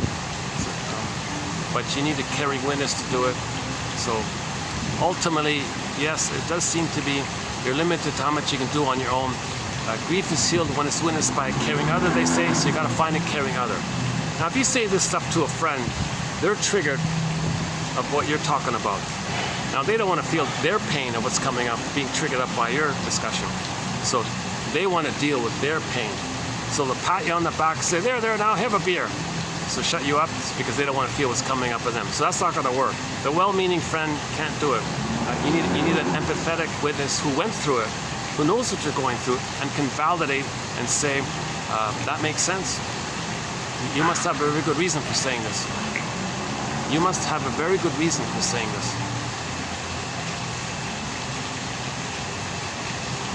Ego and id statement, empathy statements. On the one hand, you know this, nevertheless you find yourself feeling this. You find yourself telling yourself this. Even on the one hand you know this, on the other hand you find yourself telling yourself this. Yeah, that's right, the two things are going on. Ego and the id statement. You must have a very good reason for saying this now. That's right, I do. Okay, so the caring witness validates, accepts, kind of thing. Or gently points out or tells a little joke once in a while, or not a joke to like a joke that reveals something, not a joke to inflate your narcissism, your pathology.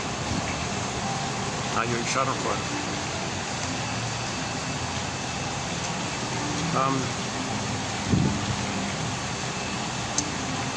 Okay, again with the clients having this unrealistic fantasy. Another one in this area here. Anna Ornstein, 1995, quote, the curative fantasy represents a deep inner conviction that some very specific experiences that were unavailable in the past have to be provided in order for development to move forward, unquote. Even if the curative fantasy entails unfulfillable illusions, okay? Even if the curative fantasy entails unfulfillable illusions, it reflects legitimate needs that are perceived by the client as requirements to be met in order for one to feel nourished. Ornstein emphasizes that the recognition, articulation, and acceptance of the curative fantasy is central to the healing process, especially, quote, the client's own acceptance of the legitimacy of the hoped-for experience, unquote. Thus, the emphasis here is on the acknowledgement of the legitimacy. It's legit. It's legit. You have a fantasy to be saved, mother's going to save you. That's legit, man. That's legit. It's unreal, but your need that you weren't loved, that's legit. And your fantasy links you to that need. So you look for the unmet need under the fantasy. That unmet need, that's legit. That did happen. The person wasn't loved. That's legit. And you're in pain. That's legit. Now your fantasy, you're trying to say that the fantasy is a reflection or a communication of the legitimate unmet need underneath the fantasy. That's legit. That you weren't loved back then, that you were hurt and traumatized by it, but that's legit. So you want to validate what's underneath the curative fantasy. Thus, the emphasis here is on the acknowledgement of the legitimacy of the client's wished for unmet early experiences, while at the same time mourning and accepting its unattainability.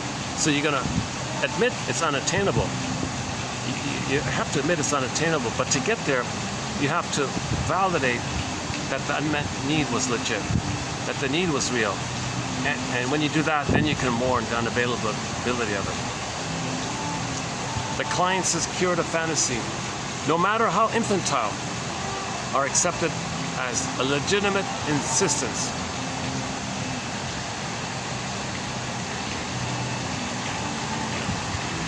So this is the famous Marshall Rosenberg's main idea. Identify the unmet need. An old unmet need from childhood got triggered by something in the present. Name it, it's legit. Now mourn that you now identify that it wasn't met. Well, first of all, identify what need didn't get met. Admit that it wasn't met. Give yourself compassion, like validate that it's legitimate that you're hurt by it. And then, okay, now you can let it go. Now you can cry it out.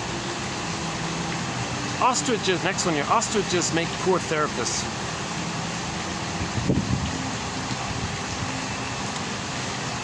Not much to say about that. Ostriches make poor therapists. That's pretty obvious, right? If the therapist is a schizoid and he's got his head in the sand and he's avoiding everything, he can't be a therapist like that, right? But not only that, like imagine parents. Maybe ostriches make poor parents.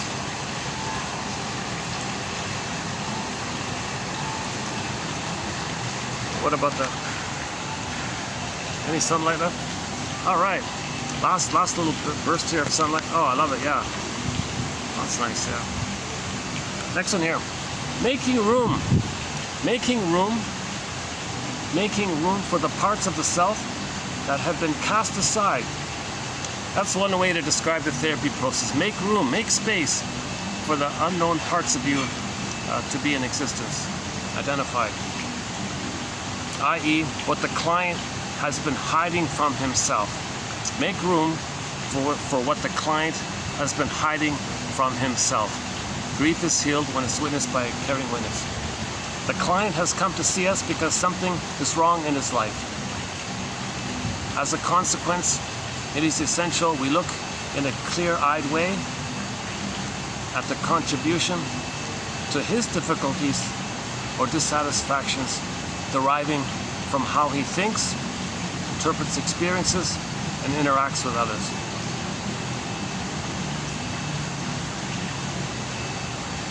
So give space for his authentic self to be in existence. At the same time, point out how he contributes to his problems.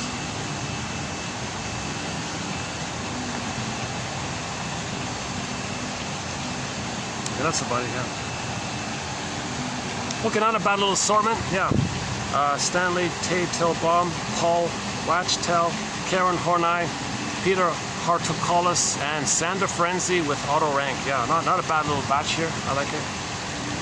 A solid set of quotes here. Let's see how many. We do 10. Let's see, 1, 2, 3, 4, 5, 6, 7, 8, 9. Oh, there's 10 here. 1, 2, 3, 4, 5, 6, 7, 8, 9. Yeah, 10. Yeah, this is pretty typical. So in every video we got 10 quotes. Like today, there's 10 quotes. On average, there are 10 quotes like this. My hope is that one out of 10 you'll like. So let's see, for myself, let's see. I like the first one, Ferenczi and Frank.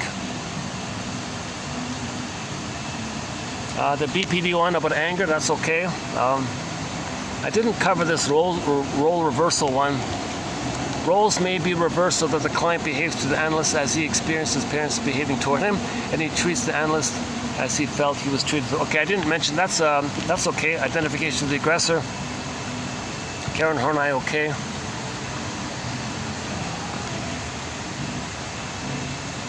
Yeah, I kind of like this one here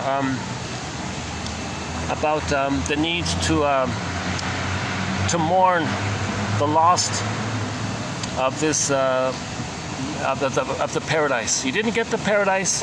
You're not going to get it. No matter how many cigarettes or cookies or bottles of beer you drink, you're not going to get it. Admit it somehow. Oh no, this one is good. Yeah, the Ornstein. Yeah, this is also good. Okay, I've got two favorites here. The first one, auto rank, and this last one by Stanley Teitelbaum. That's how you pronounce it. Yeah, this one, the one beginning with Anna Ornstein. I like this one here. Yeah.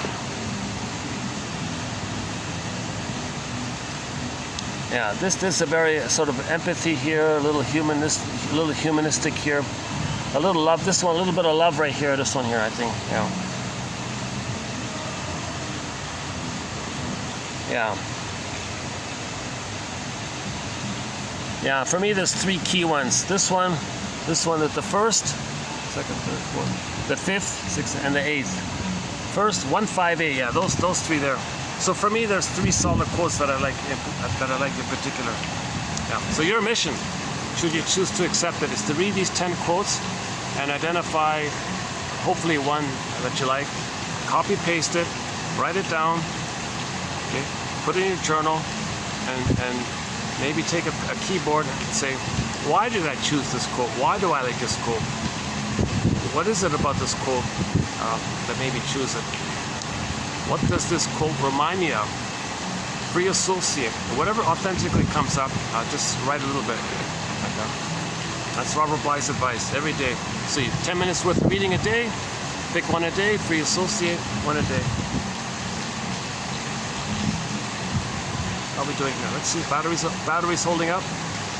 5:57, good timing. Okay, it's gonna get dark here in about 10 minutes.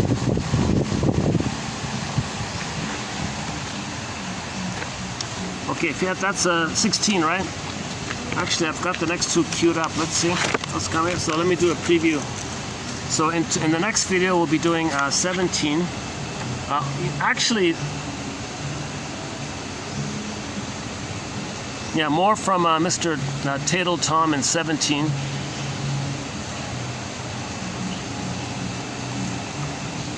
Oh, look at that. I accidentally doubled up this Ornstein one. That's okay. But the rest are all different. Yeah, the rest are all new. That's okay. I'm going to leave that in. That's okay. Let's just leave that in there. And then following that, in 2818, we got some more from Mr. Tatel. Yeah, so we're doing 3 videos. Roughly 3 videos of his work here, mainly. Yeah, so he wrote a book, and within it there's a little bit about object relations theory. Oh no, I remember now. Yeah.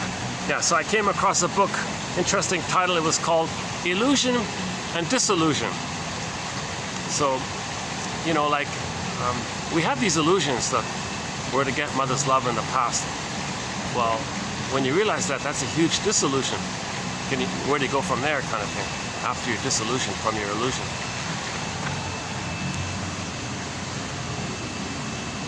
Oh yeah, and there's 2 quotes here from the famous novel Portnee's Complaint, so we'll talk about them as well, yeah.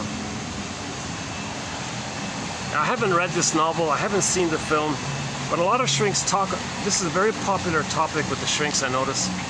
A lot of people talk about this book. It made a big commotion in the 60s or 70s or whatever. It's basically about a guy who complains all the time. He's got all these problems and he keeps complaining. One quote about complaining is that the immense anger and complaint the person has with their mother, they don't admit it, they don't know it. So the mother is seen onto the whole world. So now it disperses to the whole world. Get it? So the specific pain with the mother is too much. It floods over, so to speak. So it floods over to everywhere. So he complains about everything. He's cynical, negative, nihilistic, sarcastic. He twists. He may use funny. He may say funny things, but it's negative humor, dark humor, put down humor. It's complaining humor, it's whining humor. And sometimes he's funny about it, whatever, but the source point is the same. He's complaining about his mother, but he can't admit it because he is her. He is her. How does he complain about his mother if he is her? So he whines to the world, you be mother. So he can't complain directly to the mother, so he displaces or transfers or projects his mother onto the world and complains about everything in the world. So his girlfriend in the story, this author quoted from the novel where he meets a girl or something somewhere, and the girl tells him, "What's with your cynical humor? What's with all this hostility? Geez, So yeah, this woman says to the poor guy, what's your problem? What's with all the cynical, negative, dark humor? You know, the way, quote, the way you disapprove of your life. Why do you do that? It's of no value for a man to disapprove of his life the way that you do. You seem to take some kind of special pleasure, some kind of neurotic pride in making yourself the butt of your own particular sense of humor. Self-deprecating humor, I guess is part of it, I'm assuming. I don't believe you actually want to improve your life. Everything you say is somehow always twisted, some way or another, to come out, quote, funny. All day long, the same thing, and in some little way or another, everything is ironical or self-depreciating, deprecating, unquote. Okay, Portney's repetitive. So the shrink here. The the guy's name is Portney or something. Portney's repetitive construction of his sadomasochistic relational paradigm is both a means of protecting himself from the early traumas of impingement. So the mother was very impinging, very demanding, very clinging, very possessive, very orderly, and do what I want, etc. And so he's protecting himself from this impinging mother, safeguarding somehow his nascent true self somehow, and a way of maintaining a connectedness and sense of self in the world.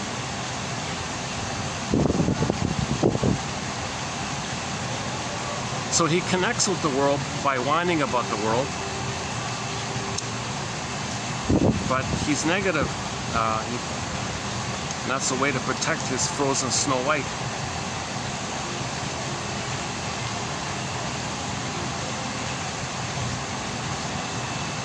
So basically it's the same old thing. It's the Disney film. 2015 Disney film Inside Out. When needs are not met, the pleasant feelings, the normal feelings, the basic feelings, the human feelings, the quote-unquote more human side of being human, get zooped away. All that's left is that cynical, hostile attitude. Anger's at the console. Anger, like the what's his name, Archie Bunker and Al Bundy, all these kind of crude, the Honeymoon, that awful character from the Honeymoon, all these crude, violent, verbally non-stop, hateful, verbal abuse shows. It's kind of like that, right? What's that about? What's that? Oh my God. And it's addictive. It seems to be addictive because every time you're hateful like that, hate is addictive. And it's contagious, and people are being influenced by this. You're spreading this perversion because there seems to be some kind of chemistry. When the mother abuses the baby, he needs her even more. That means the bond is tighter. Now, when the bond is tighter, there's oxytocin, there's the blissful, but there's a lot of pain with it. So the pleasure and displeasure phenomena, the emotional masochism and the emotional sadism that creates the emotional masochism, that's to get the blissful, addictive, narcissistic flower feeling. So it's a little addictive to be in that regressed place in paradise. So when the baby moves up into the blissful oneness, he's not addicted. He's coming from a zygote to an unborn child, and then he grows out of it. But when you're traumatized, you go back and you go back and you go back, then you're dependent on it. And when every time you feel stressed, you go back and you go back, then that's a temptation like that. So you lose yourself like that, I guess. So Odysseus tied himself to the mast. No, I'm not going to do this. All these temptations. So when Odysseus went on that journey, all those feminine voices were echoes of the mother, of some form or another of the mother saying, oh, just stay with me, you don't have to grow up. You could be a mama's boy, that's okay. You can live in fantasy land, we're one. I don't want you to leave me. I want to enjoy the oneness. Let me control you. All your needs will be taken care of. I'll reward you.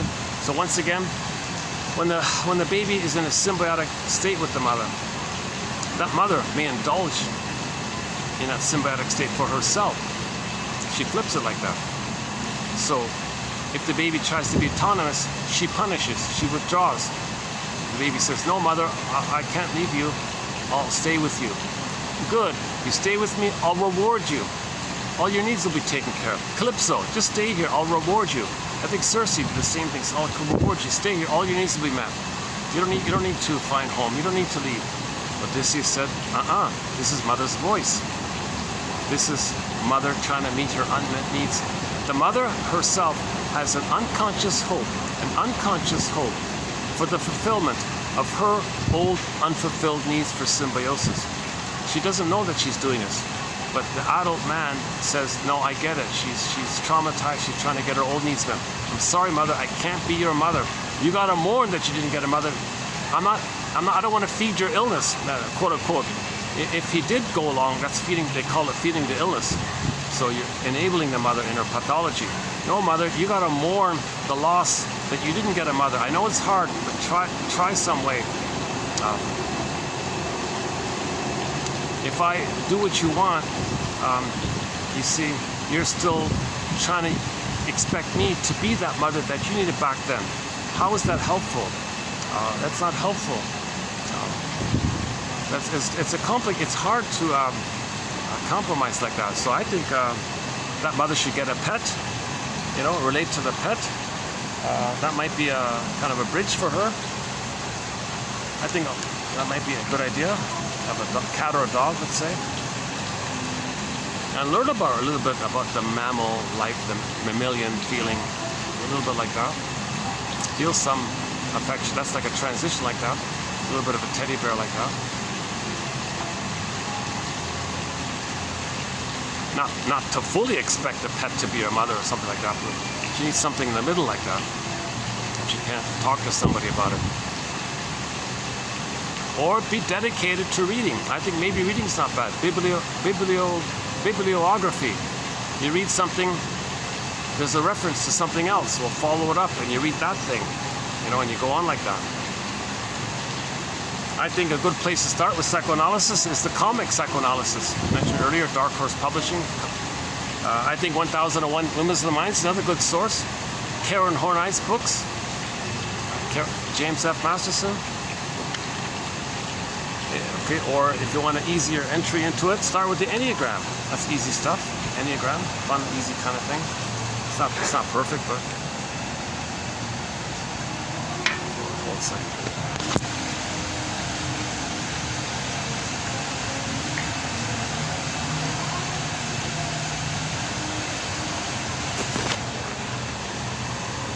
Yeah, I very rarely do that. That Ornstein quote, I've got it doubled.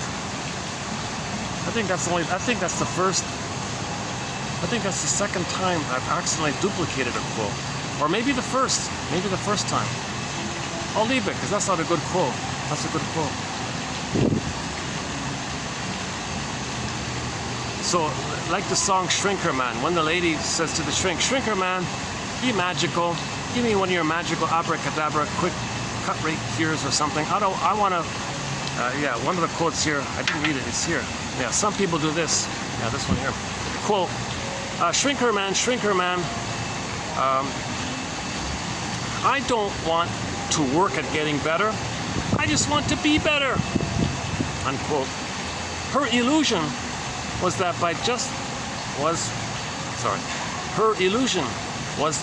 just by putting herself in the hands of the shrink, she could get better without having to participate in the process. So you got to validate that. So the Ornstein quote is, you validate that. It's legitimate. It's legitimate that you want someone to love you unconditionally, to give you all your paradise needs met. But we got to mourn that we didn't get that Shambhala, that Nirvana, that Garden Eden, that paradisal kind of place. Shangri-La, paradise. But she says, I want Shangri-La. I want Shambhala. There's a song called Shambhala, the Three Dog Night has that song. I want to go to a place where everyone's happy and we live forever, where peace and everything's easy, no problems, everything's happy, everyone, no psychological problems, no emotional problems, everyone is who they are and we live happily. Like in the famous story, the novel, the guy is looking for Shambhala. Right? He finds it in the novel and like, whoa, everyone's happy in a blissful pace, somewhere in the mountains, somewhere. So it's legitimate that we wanted that we wish we can get that we hope we can find that with the perfect match, you know, the one, you're looking for the one. No partner's gonna offer that, right? Now there may be a moment when you think that, because if you meet somebody who has the same psychology of your mother, meeting that person flares up, triggers up the wiring you laid down originally with the mother. Now embedded in that wiring is the Shambhala, is the Shangri-La, is the paradise, is the Garden of Eden, is the Avalon, is the paradise. Now it's not complete, but it was there. So when somebody in the present reminds you of your mother, it flares up that paradise that you had with the mother. But you don't remember it. But now you're older and it's coming up. Now you're feeling, whoa, that's exciting. It's called falling in love, transference love. You're the one, you're my first, you're my last, you're my everything. So there's this great illusion that the person of the present is the mother in the past. Now you're back with the mother in the past, and now finally, the mother in the past, using the partner as a proxy of the mother in the past, the proxy of the mother is going to do it right this time. It's going to give you a complete paradise. It's going to complete your paradise. Once again, babies need paradise for the first 4 to 5 months post-birth. It's not enough that they lose it at birth. That's called birth trauma. You need no birth trauma. You need the continuation to continue. Leave the cord, leave the placenta, hand the baby to the bosom. Let them attach, suckle, nurse, skin to skin, loving embrace, mother's loving gaze, maternal holding environment, no separation. Leave the cord, leave the placenta, baby suckling, mother's attuned, the hormones are there, the nerve endings connect, skin to skin communication. Create that blissful experience for the baby for the first 4 to 5 months. If that's not met, okay, he's frozen there at that early time. Okay, that paradise was lost too early. Somebody in the present reminds you of the mother. Now that triggers that time. Now you're back there, so you got the wiring up again, but it's going to be disappointing because you can't complete it. You think maybe it can. You hope it can. That's the illusion. Then you got the disillusion. The name of the guy's book, Illusion, Disillusion. I think that's the essence of the book, the illusion, disillusion. You have the illusion that somebody can give you and complete the paradise that you didn't get. You got to accept the disillusion. When you accept the disillusion that the person in the present isn't your mother from the nursery, when you accept that illusion as a disillusion, when you accept the disillusionment, when you feel the disillusion that the illusion can't be your mother, that your partner in the present can't be your mother in the past, when you accept that and feel disillusioned by your prior state of illusion, then you mourn the loss of not getting the complete paradise. You didn't get it. She didn't give it to you. Okay. Now, the way to mourn the loss is to get your mother's story. Bruce Springsteen, Independence Day, Toronto, YouTube, your mission. Listen to the introduction that he gives, and I'll see you in the next video. Thanks.